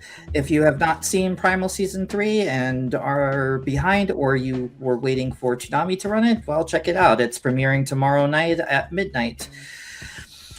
So, moving forward, we are going to be talking about our top shows / movies of 2025. I asked the panel here to at least have a list of 3 to 5 of their favorite pieces of media from last year. I will kind of start off with more my honorable mentions, and then I'll kind of go from my 5 to my number 1, and kind of explaining my reasoning for that. So for honorable mentions, Grand Blue Dreaming Season 2. I loved Season 1, so Season 2 is a no-brainer. Yaiba, great animation, fantastic show. Gundam G-Quux, that was also a good time. If you're a hardcore Gundam fan, you will get a lot of mileage out of that. Common Side Effects, we talked about Common Side Effects earlier. The summer Hikaru died, fantastic horror romance show. Ranma 1/2 Season 2. Good season, not really something that I loved. And then Cat's Eye, a great reboot of an old anime franchise. So to start off my list, the first show that I want to talk about is New Panty and Stocking. And whenever I see that title, I just go, man, it should be New Super Panty and Stocking with garter belt. New Super Panty and Stocking U Deluxe for the Nintendo Switch 2 edition. Yeah, And Knuckles. with Funky Kong. So I actually never saw the original Panty and Stocking until last year. I heard about it because I remember watching an old Pan Pizza video from when he reviewed that long time ago. So I actually sat down and binged watched season 1 on Crunchyroll, and I found myself really liking it. I don't think it holds up particularly well at points because it's very much a product of that era of adult animation where it's like, oh, you gotta have fucking shit and everything, and it's like, well, gross out humor is fine in small bursts, but not in the way that it kind of went through. And also, I wasn't really a big fan of its story, and honestly, like, that's the least important thing that you should be thinking about with this show. But Panty and Stocking, New Panty and Stocking, God, New Panty and Stocking with garter belt is a great continuation of season 1. So season 2 begins with it basically. What do you mean it's been 15 years? It's been 5 minutes. Yeah, basically they start off from the ending of season 1 where it left off on a major cliffhanger, which fans were like pissed off at. I'm like, man, that's hilarious. But it continues from there, and basically it resolves itself after the first episode, and basically the rest of the show is basically the same beats and notes for what happened in season 1. Is that it's just a bunch of random things that kind of connect into a grander story by the end. So we get introduced to, I think it's Archangels, or are they just angels? I forget. I think they're just angels. Like, so, yeah, they're the same as Panty and Stocking. So they're the same as Panty and Stocking. They're male, basically gender-bent versions of Panty and Stocking. Kind of like similar to, like, if I could compare Panty and Stocking as like the Powerpuff Girls, I would kind of compare those characters as like the rowdy rough boys, just not nearly as rough as those guys. But I think what Panty and Stocking, new Panty and Stocking does very well is that it's hilarious. Like, the first half of the show is just downright hilarious. If you want an episode where they are just making fun of the Fantastic Four 60s animated series, then, boy, you should watch that, because that is like one of the highlights of last year for me. It was just watching that and laughing my ass off. I laughed at the Fast and Furious period. Oh, the Fast and Furious one? That one was also hilarious. It's hard for me to really explain a comedy because obviously I don't want to spoil the jokes for you, but please understand, when you're watching something and you're out of random, you hear Christina V make a fucking Charlie the goddamn unicorn reference. I'm like, fucking shit. No, that was Panny that said that. Christina V played Well, Stockton. yeah, the dub was redone with a new cast, which I mean, I'm kind of a little sad over because I thought Jamie Markey and Monica Rial were just perfect in those roles. I'm fine with Christopher Sabat no longer being Garterbelt, but the new dub was also just fantastic. It was just a really, really fun show, and I really recommend people to check it out. So the next show I have at number 4 is Call of the Night Season 2. I watched Call of the Night Season 1. Man, was it 2022 or 2023? It was either one of those years.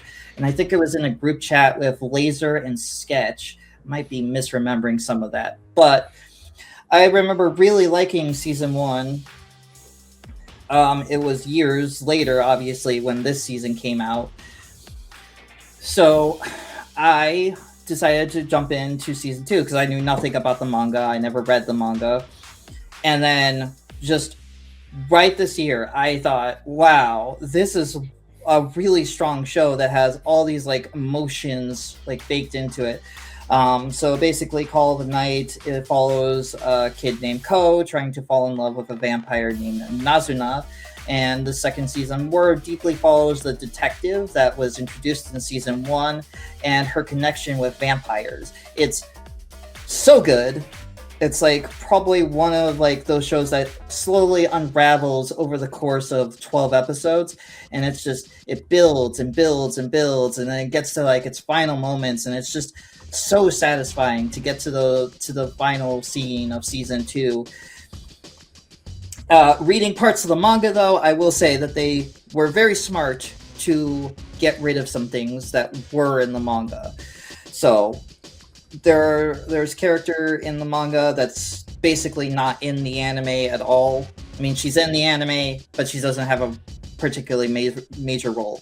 But I think for the changes that they did make, they were very smart. And I hope it gets more episodes. It's a fantastic show, and I really recommend people to check it out. At number 3, To Be Hero X. I knew nothing about the show until Sam 2 was talking about it.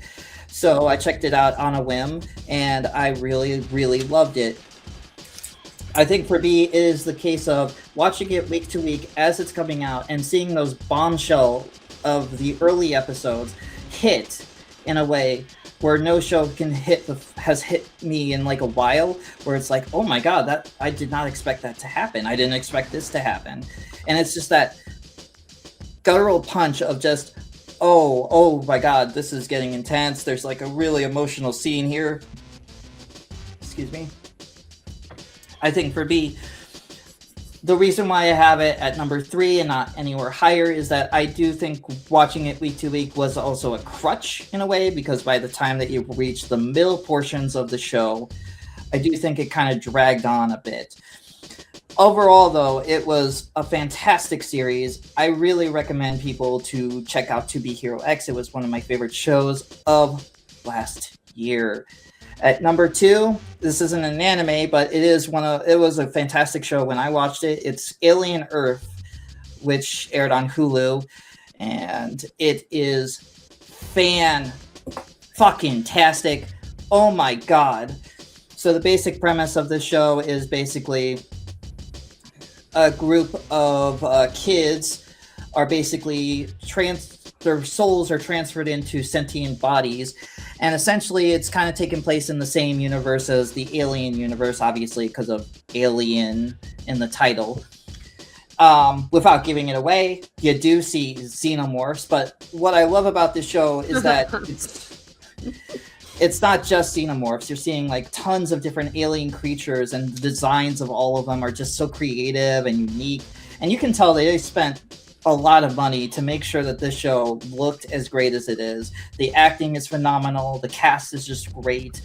I think every week when I got home, I was just like, I really want to know what's going to happen next. It's that level of just great writing along with great characterization.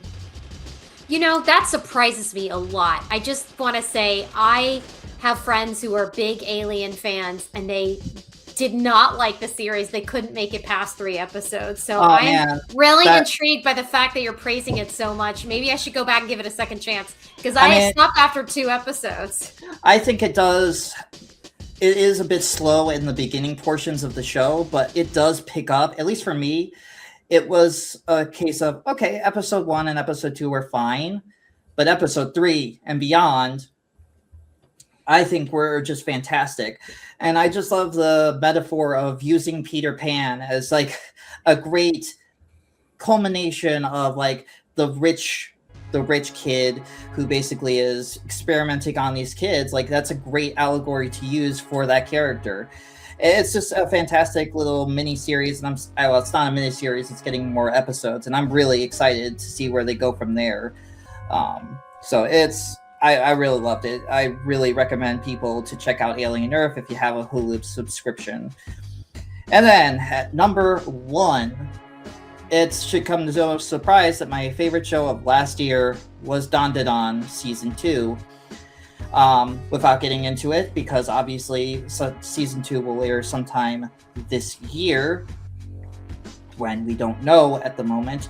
But Dandadan Season 2 is everything that I really love about a sequel. It ups the ante while also continuing to grow its characters further.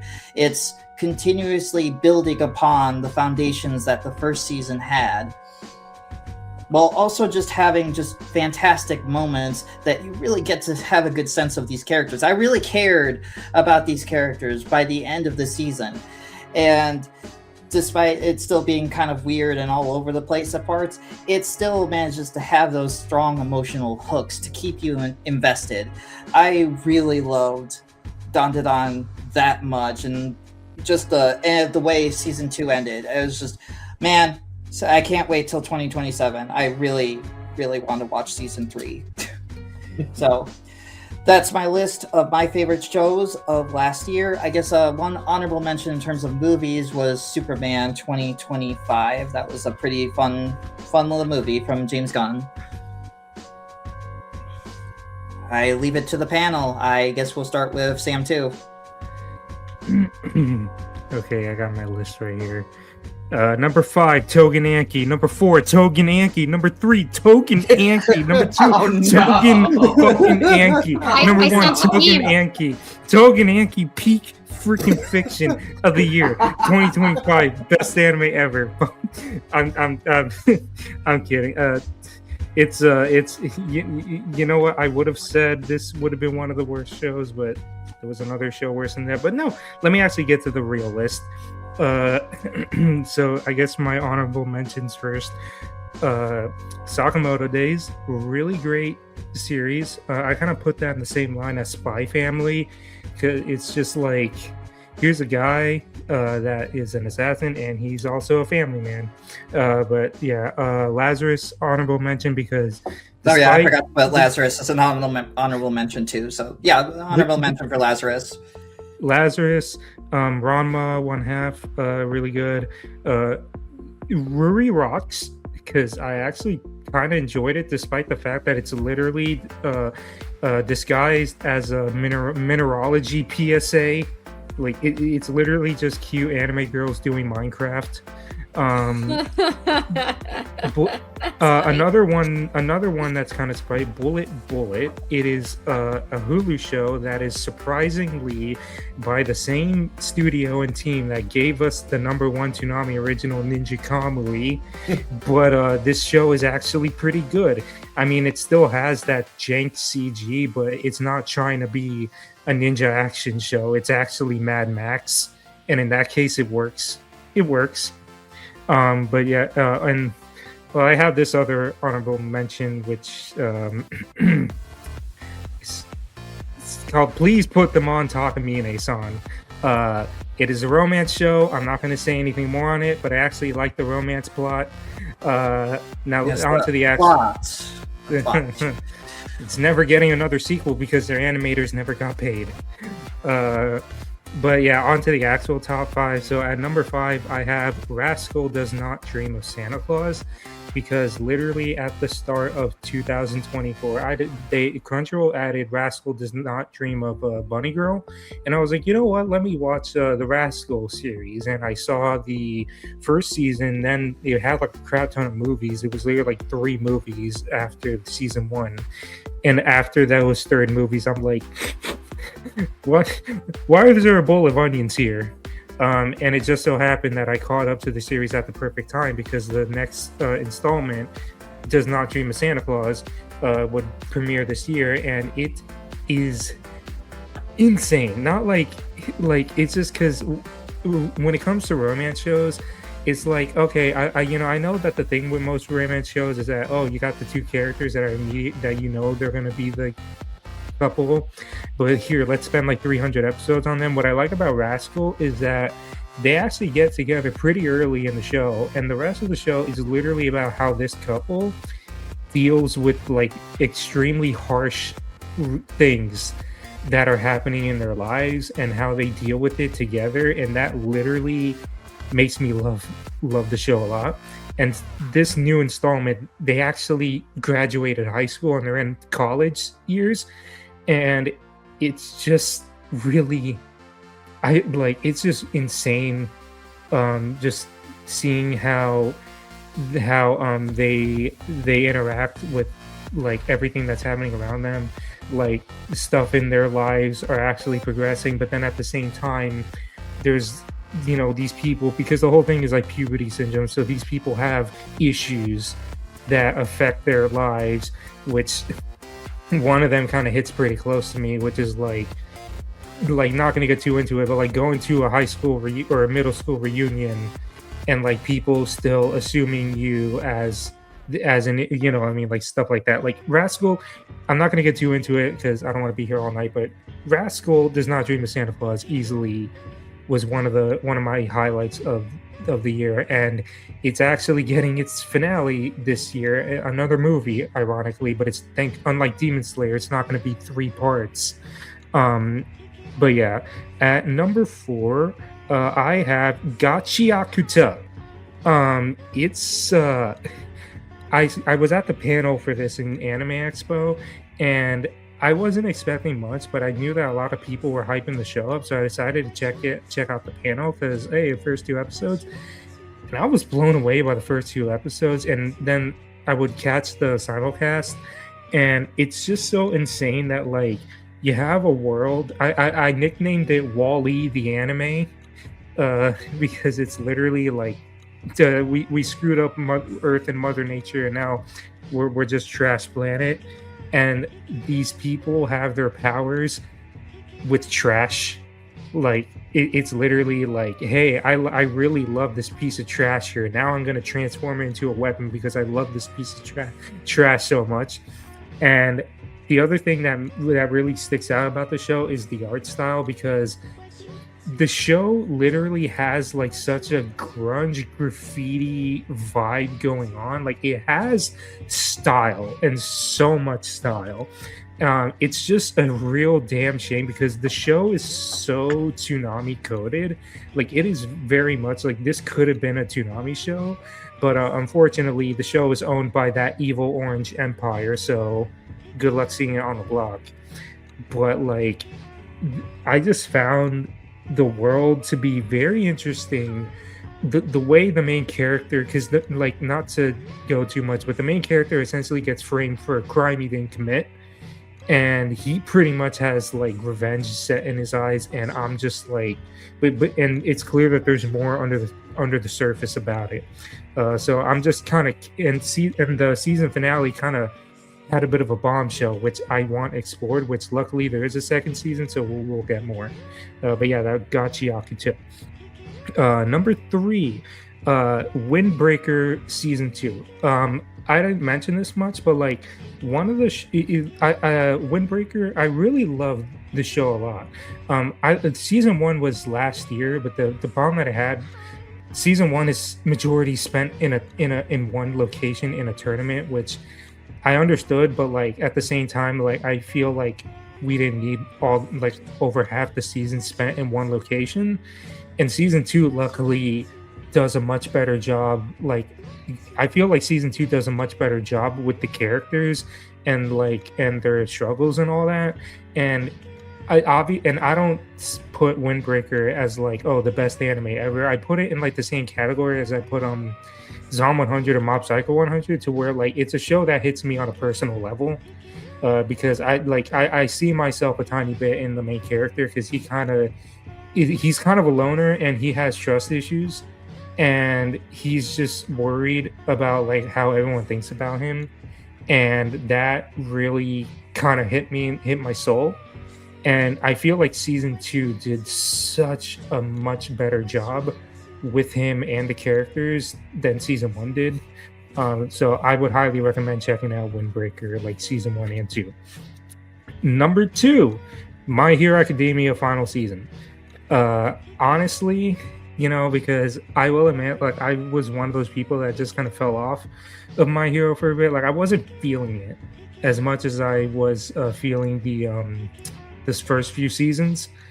And season 7 kind of got the ball rolling again.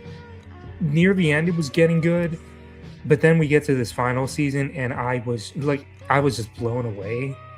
And I'm just like I can't believe like it's essentially over. Like it still feels pretty surreal to see that such a this show has been going on for quite a while, and to see it all like and just those last few episodes, you could tell they put their all in there. And it's another case of, I watched the episode and I'm just thinking, it is such a shame we can't see this on Toonami. Like, I don't know what Crunchyroll did to take the show away, but like I would literally see those final few episodes and be like, we were literally robbed of this show, like on Toonami. And it's literally like one of those end of an era type. The same thing when Attack on Titan ended. It was like, it's like one of those end of an era type feelings, that you've been with the show for so long that, and to see it conclude, it's just a feeling. You know what I mean? Like, you'll never forget that feeling. My Hero final season, definitely a highlight of 2025. And my number 1, no surprise to some of y'all, To Be Hero X. I was like the first one in the group to discover the show, because like I heard nothing about it. I was just going down the list of summer anime, and I just saw a screen cap of To Be Hero X, and it was one of the 2D screen caps. So I'm like, all right, why don't I check this out? And then when that first episode just kind of weirded me out, because it was like, wait a second, this is a 3D show, but it was like, it's kind of got this arcane League of Legends style to it. And then I was like, wait a second, this isn't even from Japan. This is a Chinese show.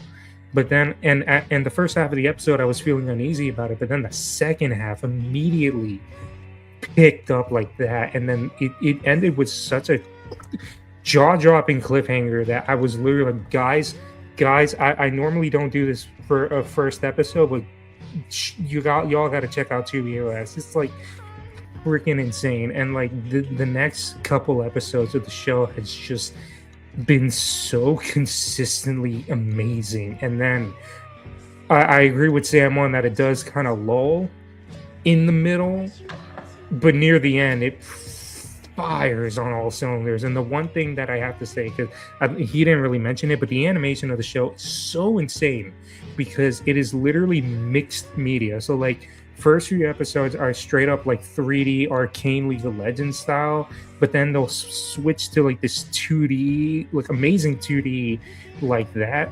And I won't get too much into it, but you have a character who literally has the power to change how the show looks with the snap of his fingers. It is insane, and he is literally one of the best characters in the whole show. And the season ended kind of on a cliffhanger, and I really want more, but like considering how the show looks and how long it took to come out, it's like, even if there was another season, I don't see this happening for another like freaking 5+ years. But yeah, like, and I have a lot more to say, but I did a discussion on that on my channel, so y'all could look at that. But yeah, number 1 show, To Be Hero X. And just to piggyback off Sam, the other Sam, movie wise, I want to highlight Chainsaw Man Raise the Arc, because honestly, that felt so amazing to watch in the theater. At least compared, because I saw Demon Slayer the same year, and Demon Slayer was fine. Chainsaw Man was easily the better film, and yet for some reason Crunchyroll wants to pretend like it's like nothing compared to Demon Slayer. But yeah, and that's it for me. So I guess All Steve. I guess we'll go to C then. Okay. All right. So I'll go. We'll speed run some honorable mentions like Sanda, Wind Season 2. Oh yeah, Sanda Raise- was also an honorable mention for me. I forgot Oh about yeah, it. Sanda. I was at the 2 Year panel for that. Eternity, Season 3, which is still going. Ray Zero, Dr. Stone. Going into my top 10 speed running, the 5 honorable mentions: Lord of the Mysteries, Mobile Suit Gundam G-Quux, Summer Hikaru Died, Solo Leveling Season 2, and just missing the cut, Gachiakura, which is the most Toonami coded show I have seen in a very long time. All right. So I still. Oh, sorry. It's like I still say if the show came out at least 6 years ago, we would have seen this on the block. Oh, probably. Yeah. All right. So I'll just get the easy out of the way. One Piece is incredible. It's amazing. I'm so glad I caught up. It pretty much just trumps everything on my list. But anyway, number 5, I'm going with Takubi's Original Sin. Wow. Yeah, I rate it that highly. Silver's favorite show of last year. But yeah, I Speechless. picked this show up on a whim. Yeah. Fuck you. I kind of picked up the show on the whim just because I heard a lot of talk about it. I was like, it just piqued my intrigue in a way. I think the joy of us watching it as a group was just, it was fun. It was a fun time. Yeah, like we chose like, to watch me and the Party A. Sams, and we dragged Silver along the way, decided to watch it as a group and get traumatized as a group as well. It was But an experience. yeah, it was horrifying, but at the same time, really good. Like, it's one of those kind of gray shows, if you know what I mean. Like, there's no no good guy, no bad guy. Everyone's flawed in a way. Like everyone has their flaws, and I don't know. I have it at number 5. I really do. I really enjoyed it. Number 4, I have Dandadan Season 2. It's likely coming to Toonami, and Sam already touched upon it, so I'm not going to go into too much detail there. Number 3, it's kind of the continuation from 2024, but I'm counting it since it also could be into 25, being Orb on the Movements of the Earth. I'm waiting for Sam to say the thing. Oh, I'm sorry. Or okay. There you go. Anyway. You ended, so I'm like, I don't want to do that. But yeah, it was on Netflix. One of the better shows like I said, third best show I watched this year. For the sake of time, I'm not really going to go too deep into these shows. Number 2 is where I had some trouble because it was really down, just flipping between the 2 shows. But I think I finally settled on it. I have 2B Euro X as number 2. One of the most unique anime I have ever seen. Especially with one of the most ambitious anime I've ever seen. And I think I have it at number 2 because I do agree it kind of lulled at a point in the middle. Mm-hmm. And I feel like that definitely knocked it down a few pegs. But it was fantastic, and one of and for me the best new show of 2025. And coming in at number 1 was My Hero Academia final season. Like, as a manga reader, I knew it was going to be fantastic, but it exceeded every expectation that I had for it. Expectations were already high for My Hero Academia final season. It surpassed all of it. And it was absolutely an incredible way to go out. And I have to say, it's one of the it was nice to have a satisfying conclusion to an anime. One of the more satisfying conclusions we've had in a long time. Unlike some other fans that I don't want to mention. But anyway, I have My Hero Academia. Deku creates the rumbling, right? We talked about that, right?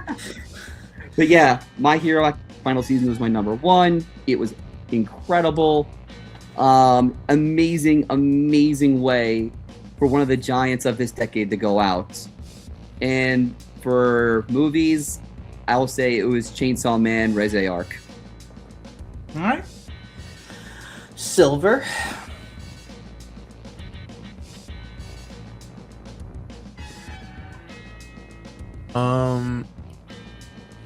I gotta be honest.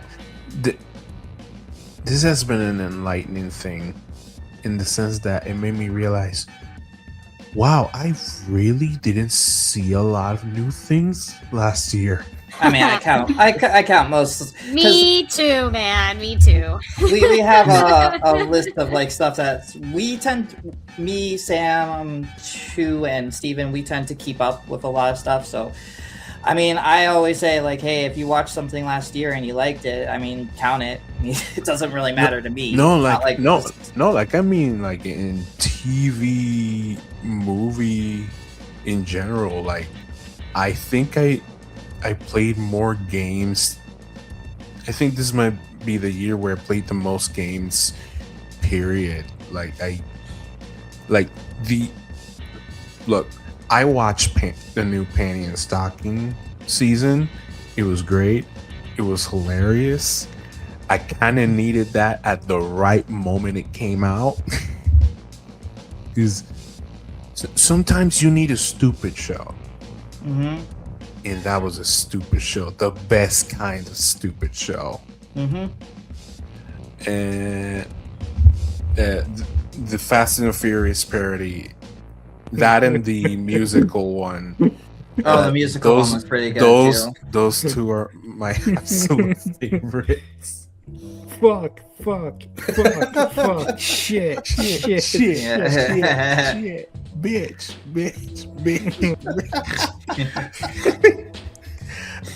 I didn't think you could make a musical out of just curse words. Very There great. you go. Impressive. Don to Don was great. Season 2, I mean. I'm not gonna say anything because we know it's gonna come to Toonami, so I'd rather not spoil anything. Appreciate that. I mean, we do gotta be a little bit conscious, guys. And the other thing, because literally I only have 3 things. Because All right. let me put it like this: I did go to the movie theater, but I think I only saw 3 movies this year. I think the same was true for me too. Like, I only saw 3. Out of the 3, only one of them was a new. No, only 2 of them were new. Yeah, The I third went one and I is- don't even remember what I saw, so at least you remember. I don't even know what I saw in the theater. Look, I saw Zootopia 2. Good, fun movie. Shin Godzilla, the 4K remaster transfer. That was great. Mm. Like, I loved it. I didn't actually see Shin Godzilla before then. So when I saw that they were gonna do the limited screening, I went, oh hell yeah. So that was great. And Superman,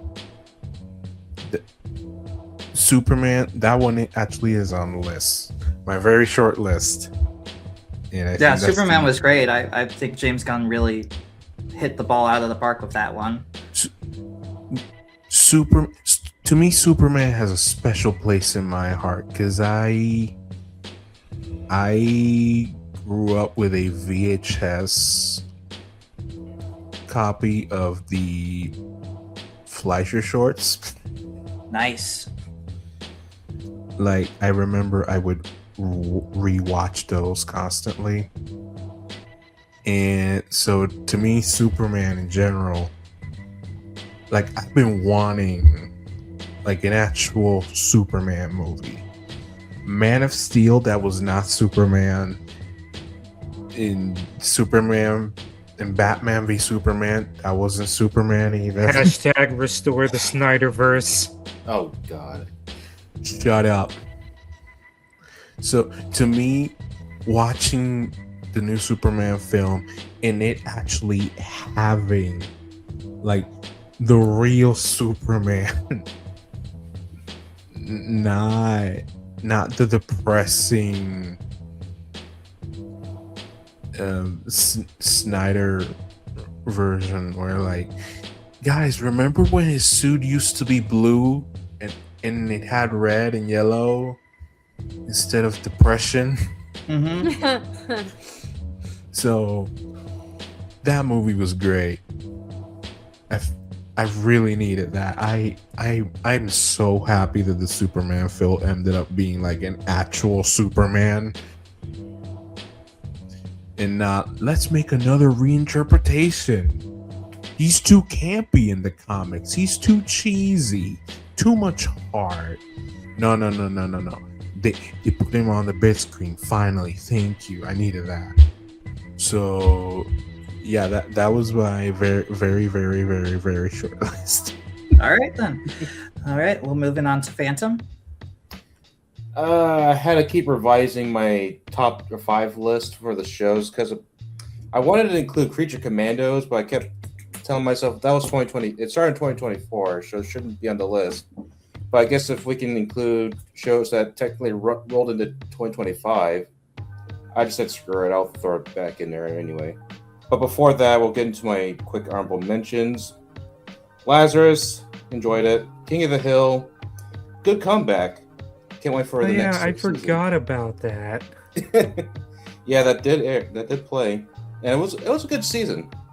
It was a little rough in the first few episodes, but it started to pick up steam near the end of the season. Daredevil Born Again. Good to see Matt Murdock back as Daredevil, and then Predator Killer Killers. A good fun action movie, animated movie. Now for the top 5, My Hero Academia, the final season. I don't know if I need to say any more beyond that since everyone else said pretty much what I was thinking. Also, I was watching this I was watching this and Stranger Things, the final season at the same time, and I prefer My Hero than Stranger Things. So number 5, that's number 4, Knights of Guinevere pilot from Glitch Productions. I enjoyed it. It's from the creator of the Owl House. I'm not in much the horror outside of like Parasite the Maximum, but I am curious to see what they have to do, what they have to offer for that show. Number 3, Creature Commandos. Technically the first DCU project that came out before Superman. I really, really enjoyed the characters, especially Dr. Phosphorus and, of course, good old G.I. Robot. Number 2, Peacemaker Season 2. Overall, just a fun action show. I enjoy John Cena playing as Peacemaker. Number 1, Dawn to Dawn Season 2. As much as I would love to talk more about it, but what can I say? It might come to Toonami. Movies. Fantastic Four, First Steps. It was fantastic. I forgot about Fantastic Four also. I think everyone forgot about Fantastic Yeah, Four. I think so too. Because about a week later, Superman just ate its lunch at the box office. So Pretty much, yeah. Then Finally, a DC movie beat a Marvel movie. yes, It only took 20 years. 20 years. And then it felt like 20 years. yeah, Chainsaw Man, the movie Resi Arc, absolute cinema. K-pop Demon Hunters, and then, of course, Superman. But you all forgot to mention the best character in the movie, Crypto. I thought you were gonna say Mr. Terrific. Mr. Terrific is terrific in that film. He's goddamn Mr. Terrific. But no, yeah, but it's Crypto. Come on, Crypto's the best character. And then honorable mentions: Wallace and Gromit, Vengeance Most Foul. Did anybody remember this movie coming out last year? I didn't even know it came out last year. There was a new Wallace and Gromit. Yeah, it was on Netflix. Netflix. Oh, that's why I didn't hear about it. 'Cause that's it was probably not marketed well. And then It was not marketed well at all. I only found out No. about it when I was looking up something for 2025. I found out I was like, about there's it another now. movie? Yeah, exactly. I found out about I'm it a couple hours ago.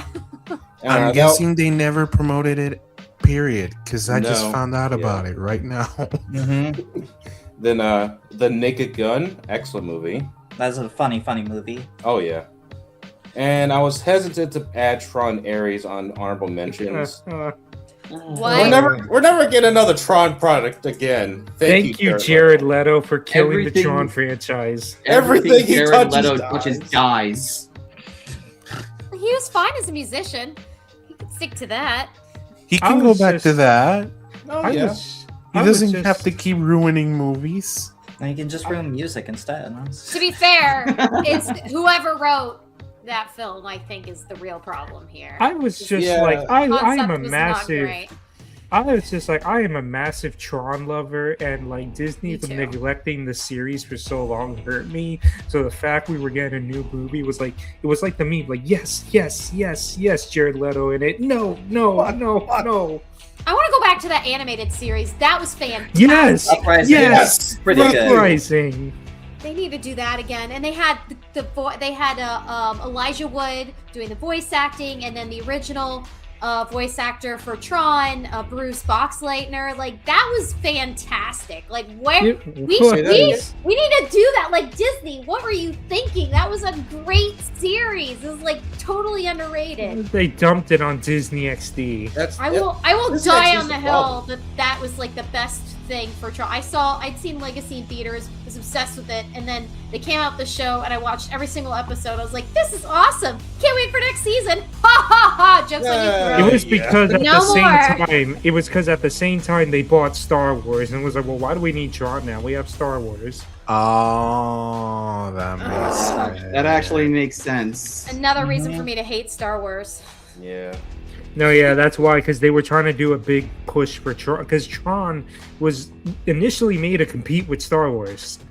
And then they had that big resurgence of caring about Tron again, but then that same year they would buy Lucasfilm and own Star Wars.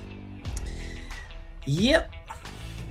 Well, so we don't What dawdle could have on this been. too long. Let's go to Kuro, our guest.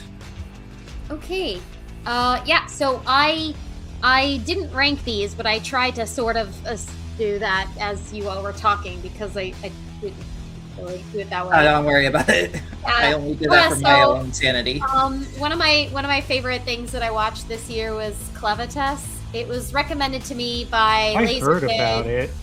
Yeah, he recommended it to me. He talked about it on his podcast, The Simuldub Saints, and he knows that I love fantasy. And what I liked about it is, as I was watching it, I felt like I could have read it as a novel. You know, a dark fantasy, and maybe it just scratched that itch for me this year that I needed about like the kind of, you know, how bad humanity is in the majority of the season. I don't know.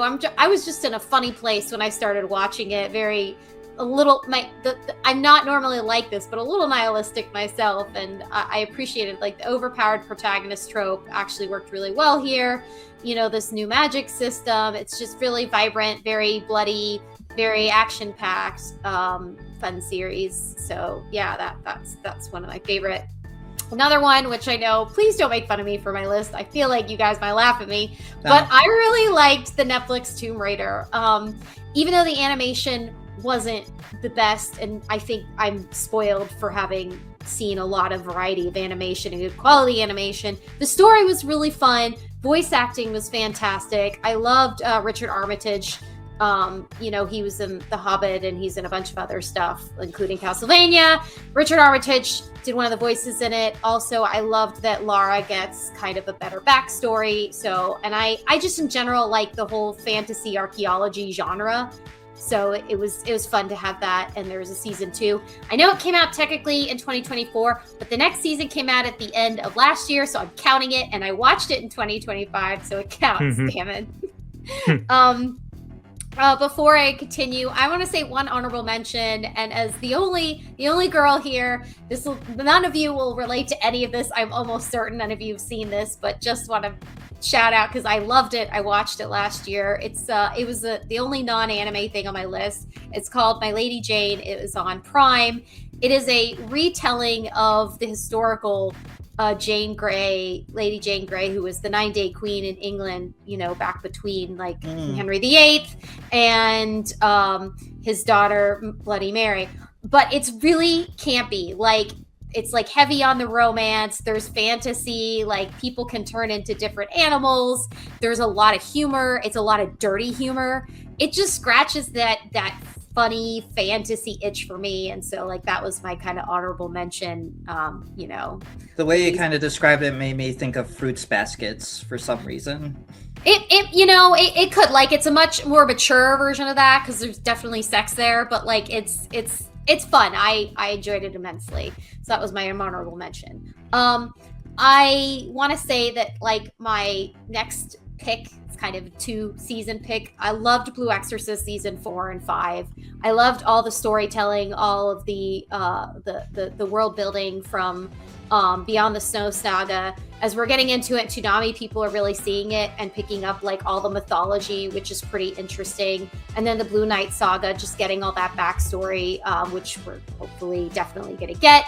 I'm a big fan of how much they have pulled creatively from different cultures' mythology and sort of mishmashed it into something interesting and creative in Blue Exorcist.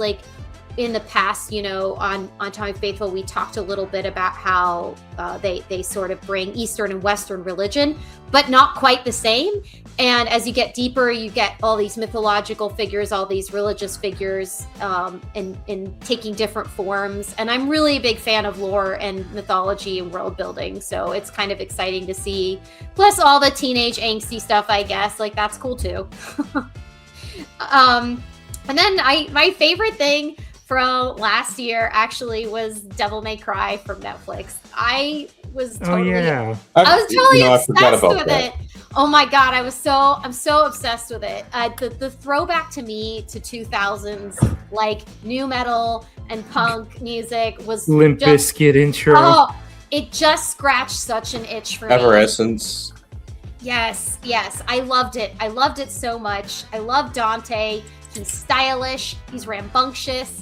He just wrecks demons. He's a badass. He's got, a swagger to him. I loved the animation for Devil May Cry. It was really vibrant.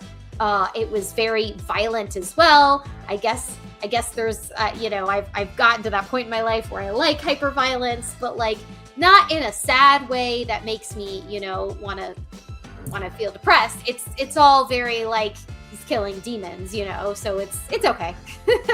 These just demons. They're all bad anyway. It would also be the last thing that Kevin Conroy did. Yeah, that's true. And Johnny Young Bosch does a fantastic job as Dante. So and I remember when they had the first time this was attempted as an animation. I think Funimation did it back in the mid 2000s. Yeah, it was Madhouse. Yeah, Madhouse. It was. Yeah, that sounds right. This is such a completely different vibe. Whatever they did in the last one, they did none of that in this version. It's a lot more vibrant. There's a lot more humor and a lot more action. And you're just seeing, part of it is you're seeing a younger Dante, and it's at that stage of his story. But I think it's also funny that 2 of my picks for this year, or for last year, are adaptations of video games, but it shows you just what my preference is, I suppose. Honorable mention Fallout, even though that wasn't 2025, but yeah. Oh, Yeah. Fallout season 2 though. Fantastic. Oh, yo, you're right there. I still need to watch the latest episodes. No spoilers. So I just really, I'm really behind hope. I really hope they do a season 2 of this Devil May Cry. And if you haven't seen I think it, they are. go No, yeah, do it's it. alre- Go watch it if Yeah, you I think haven't it's seen confirmed. it. Yeah. Go yeah, watch they it. already have a So date. good. I think it's in May. Yeah, it's gonna I be got. May? I'll tell you how like good it was. My partner doesn't watch animated stuff, and he watched both Tomb Raider and Devil May Cry with me. So, like, just to show you that Nice. you know, it has that appeal, or could have that appeal. So All right. yes, that's those are my picks. A very diverse list of stuff from all of us. I guess to finish out the show, we will talk about our most anticipated show of this year, 2026. So for me, the one that I'm looking forward to, Toonami or otherwise, this is actually has to do with Toonami, and that is the anime adaptation of Rooster Fighter. I have been reading the Rooster Fighter manga ever since it was announced that it would be getting an anime and would be premiering on the block. And I really, really love the manga. And I can damn, god damn it, Logan. Oh no! What did he do now? check the DMs.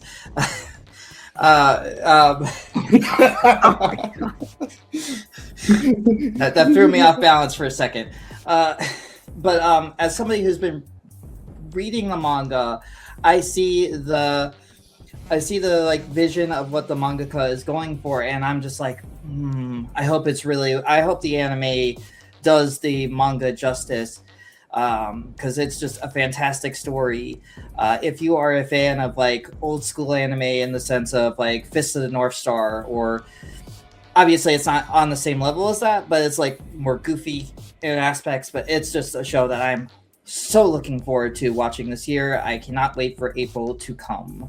They said spring, but we all know that just means April. Yeah.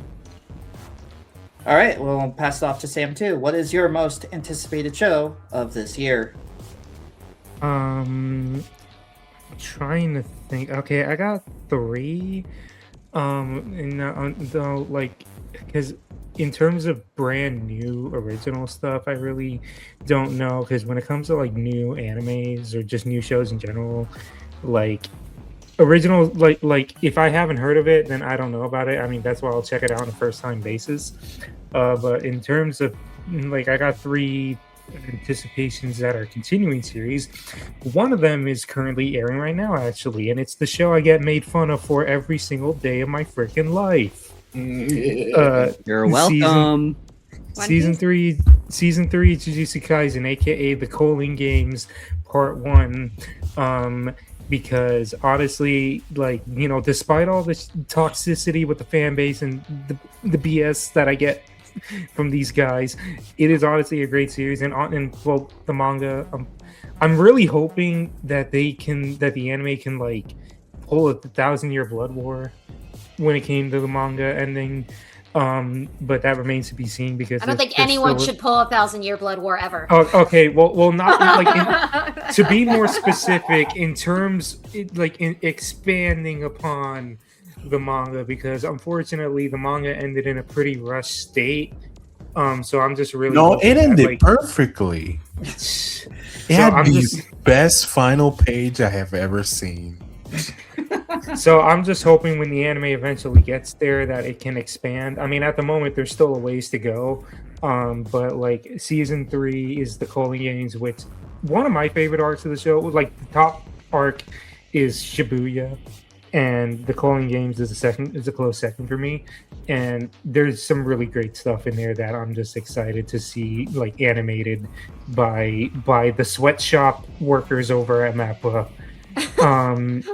Although apparently they had more time this season than they did season 2, so hopefully, they had a whole 2 more minutes. Another highly anticipated Invincible season 4, because I've been on that Invincible kick for a while, and it's getting its 4th season March, I believe.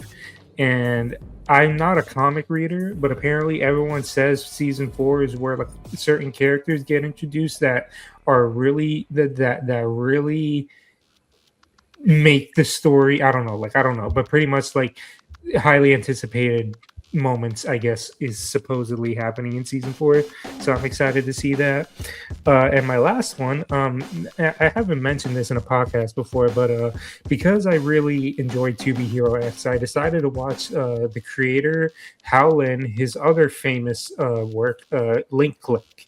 It is a really good series about these two guys that can time travel, but they do it so fascinating. They run a studio, like a photo studio, and they literally, people will come to them with problems, and they look at pictures that they provide, and they can literally transport themselves into the pictures of these people, and they pretty much like, and yet they can't change the past, but these people will make requests for them. There's like, hey, can you go in here and do something for me? Like, just tell this person that I couldn't say bye to or something. Like, it's really, really interesting, and dear God, it can make you cry sometimes, which I won't explain. But it had 2 seasons, and then it had I wouldn't call this a 3rd season, it's more like a half season. It's like a prequel arc to set up for its eventual 3rd season this year in October. So my 3rd anticipated is Link Click season 3, because that's happening all the way in October. And Jesus Christ, I'm like, I don't know what to expect, but I know it's just going to be insane. But yeah, pretty much watch Link Click. It's actually really freaking good. By the same person as 2B Hero X, and this guy knows how to make you hurt. All right, Steve, what is your most anticipated show of 2026? All right, so I have 2. One new season and one something entirely new. My new season, it's actually aired its first episode today at its time of recording, being Frieren Beyond Journey's End, the 2nd season for that one. Like, when I picked it up, I kind of picked it up reluctantly, because at the time I was just so sick and tired of the fantasy genre. Like, I feel like, all right, I've seen everything with this genre. I'm a little tired of it. You want another fat loser dying and getting reincarnated into another world where 3 hot women suddenly I really love him feel like for there's some a difference reason? between isekai and fantasy, and I feel like watching Frieren, because I've also been sitting down and binging through season 1, is that Frieren is just pure fantasy. It's like the idea of taking this group of adventurers and having kind of this, you follow this elf character, and it basically is kind of like what happens after the journey of them defeating the demon lord happens. It's a very interesting idea. And for me, that was such a breath of fresh air. Seeing a fantasy show take this approach of happens after the journey. And having, a character, who lived on for so long, seen, their party members pass on, at least one party member pass on of old age, and seeing, kind of reliving that journey in a way through new people. It's like I said, a breath of fresh air when it comes to the fantasy genre, and I absolutely adored season 1. And it can pick up when it wants to. It absolutely can pick up when it wants to, because it's a bit of a slower show. But when it picks up, does it pick up? That last part of season 1 is just a tournament arc. You're not wrong about that. But yeah, I'm very happy we have a 2nd season, even though this is only going to be 10 episodes, season 2. I'm really excited. From what I've heard, the next season where it's going to go absolutely insane, and I'm looking forward to that. But anyway, the new show I'm looking forward to is Demons of the Shadow Realm. I forgot about that. Yeah, the only thing I really know about I was it at the panel for that. It's from the same creator as my favorite anime of all time, Full Metal Alchemist Brotherhood. So I'm very, very excited to see something from the manga responsible for my all-time favorite. Hiromu It's- Arikawa. It's literally the same team too, like Aniplex, Bones, like the staff at Bones, like I think even the same. I don't like key animator or one of. I know one of the head Oh, staff The staff is mangaka. the This same. is It's the probably not mangaka the same is director her- though. This is her. Well, yeah, it's no. I'm really excited to see her another work from the mangaka. Like I said, Full Metal Alchemist, all time favorite. So really, really, really looking forward to seeing something new from the same mangaka. All right, Silver. What are your most anticipated shows of 2026? I got two. The first one is just the last season of Bleach. And I say that because I'm very curious what they're gonna do. We are currently getting to the parts of the last arc where a little bit of backstory. By this point, Bleach wasn't doing well in the rankings, and so you could tell that Kubo was starting to get pressure to end it, or told, hey, you're falling behind, you gotta pick it back up. And the effects of that is that Bleach kind of has an abrupt ending at the end. Like, it ended, but you could tell it wasn't. And then, like, It was an ending, but it wasn't like a fully complete ending. yeah, you could tell that no, you're done. Just finish it. And so the fight got finished way faster than any fight in Bleach, and kind of easily, to be honest. And time skip. Well, supposedly part of what they wanted to do with the anime adaptation of the last arc was to expand on the last fight, to not just take what they did in the manga. Like, they wanted to actually, like, do it how it was supposed to be in terms of the final fight. So I'm actually interested in the final season, because technically it would be something new. It wouldn't just be we're adapting the manga. It would be we're adapting it, but we're also like trying to, I guess, not fix the ending, but like make it more like Make it make sense. yes, basically. Because I'm not gonna spoil it, but the way the last fight ended in the Bleach manga, you could tell that they just told him, now you're done, this is your last chapter, ended. So I'm looking forward to it, just to see what they do. The second show is the Ghost in a Shell anime. Oh yeah, I forgot about that. Oh yeah, by Science Saru. Yeah, because they're adapting the manga, which That'll be is very interesting considering the manga content. yes, but also because it's just different from the production IG Ghost in the Shell Ghost in the that we've Shell had for standalone years. complex stuff that's basically been adapted for years. Now, Yes. hopefully, it's not tied down by any streamer, meaning Adult Swim has a chance. I don't know. Ow. That's It's we'll too see. soon for that, but yeah, It's a big property, so I wouldn't put it past any of the big Yeah. streamers to be like, yeah, we want this. Yeah, if it's a big property, like, the odds go significantly low. I'm not gonna write it off, but Would have been cooler if Toonami had a hand in it, but oh well. Hey, at Always win. least it's happening. So I'm interested to see how that one's done. Yeah, those are my two shows.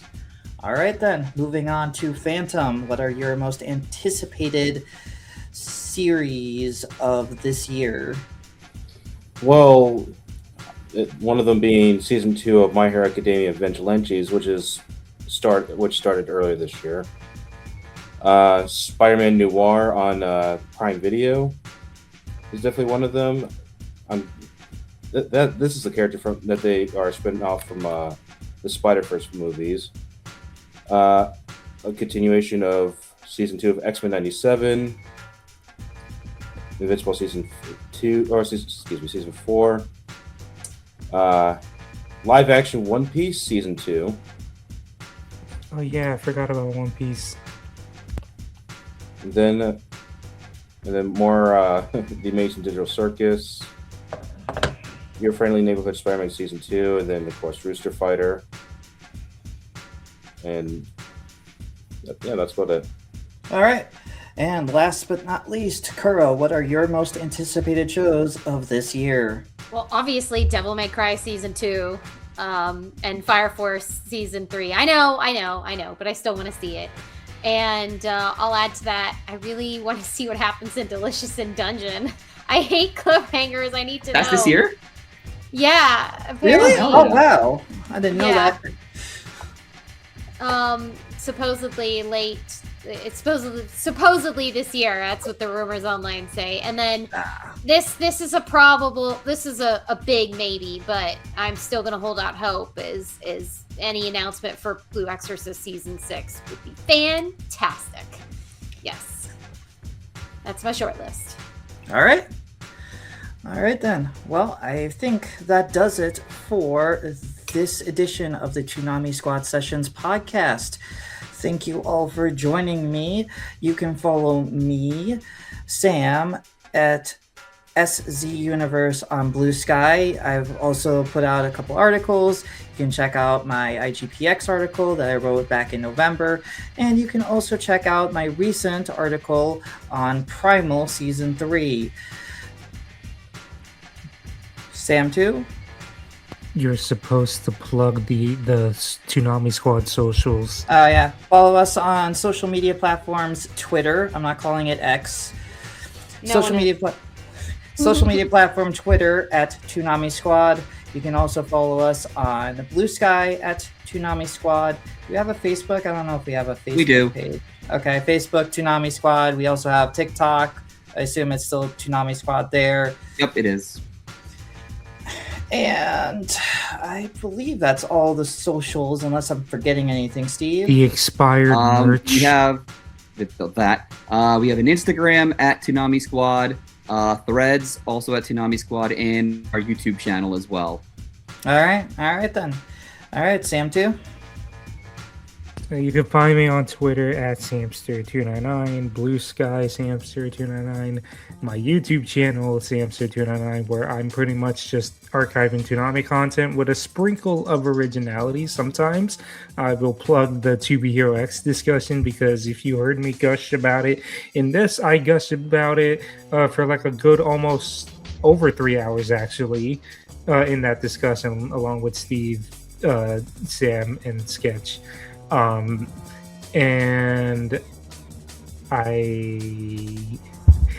I'm so used to doing the outros, I was about to do the Toonami Squad socials. I think that's it.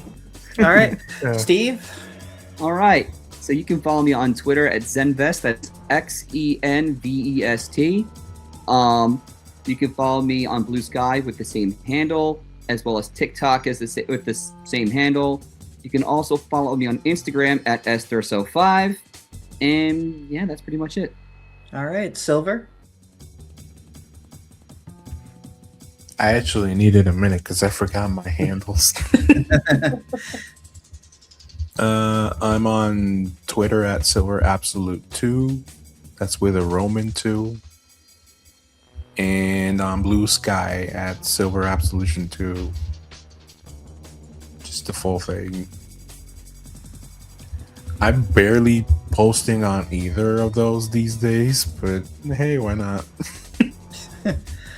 All right, Phantom.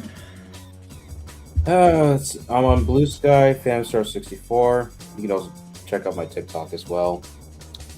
And also check out TS Gaming Zone on Blue Sky as well as twitch.tv/TS Gaming Zone. We started playing Kirby Air Riders on the Switch 2, as well as back-to-back Kingdom Hearts 3 Chain of Memories. Want to get that over with so I can get to Kingdom Hearts 2 and so on and so forth. Oh my God, have you started Chain of Memories or are you going to play? As of this recording of the podcast, I beat Replica Riku before the Larxene fight. Yeah.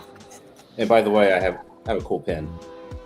I'm so jealous you have one. I'm not proud of the price I paid for it, but that's another. I don't want to discussion know. for another time.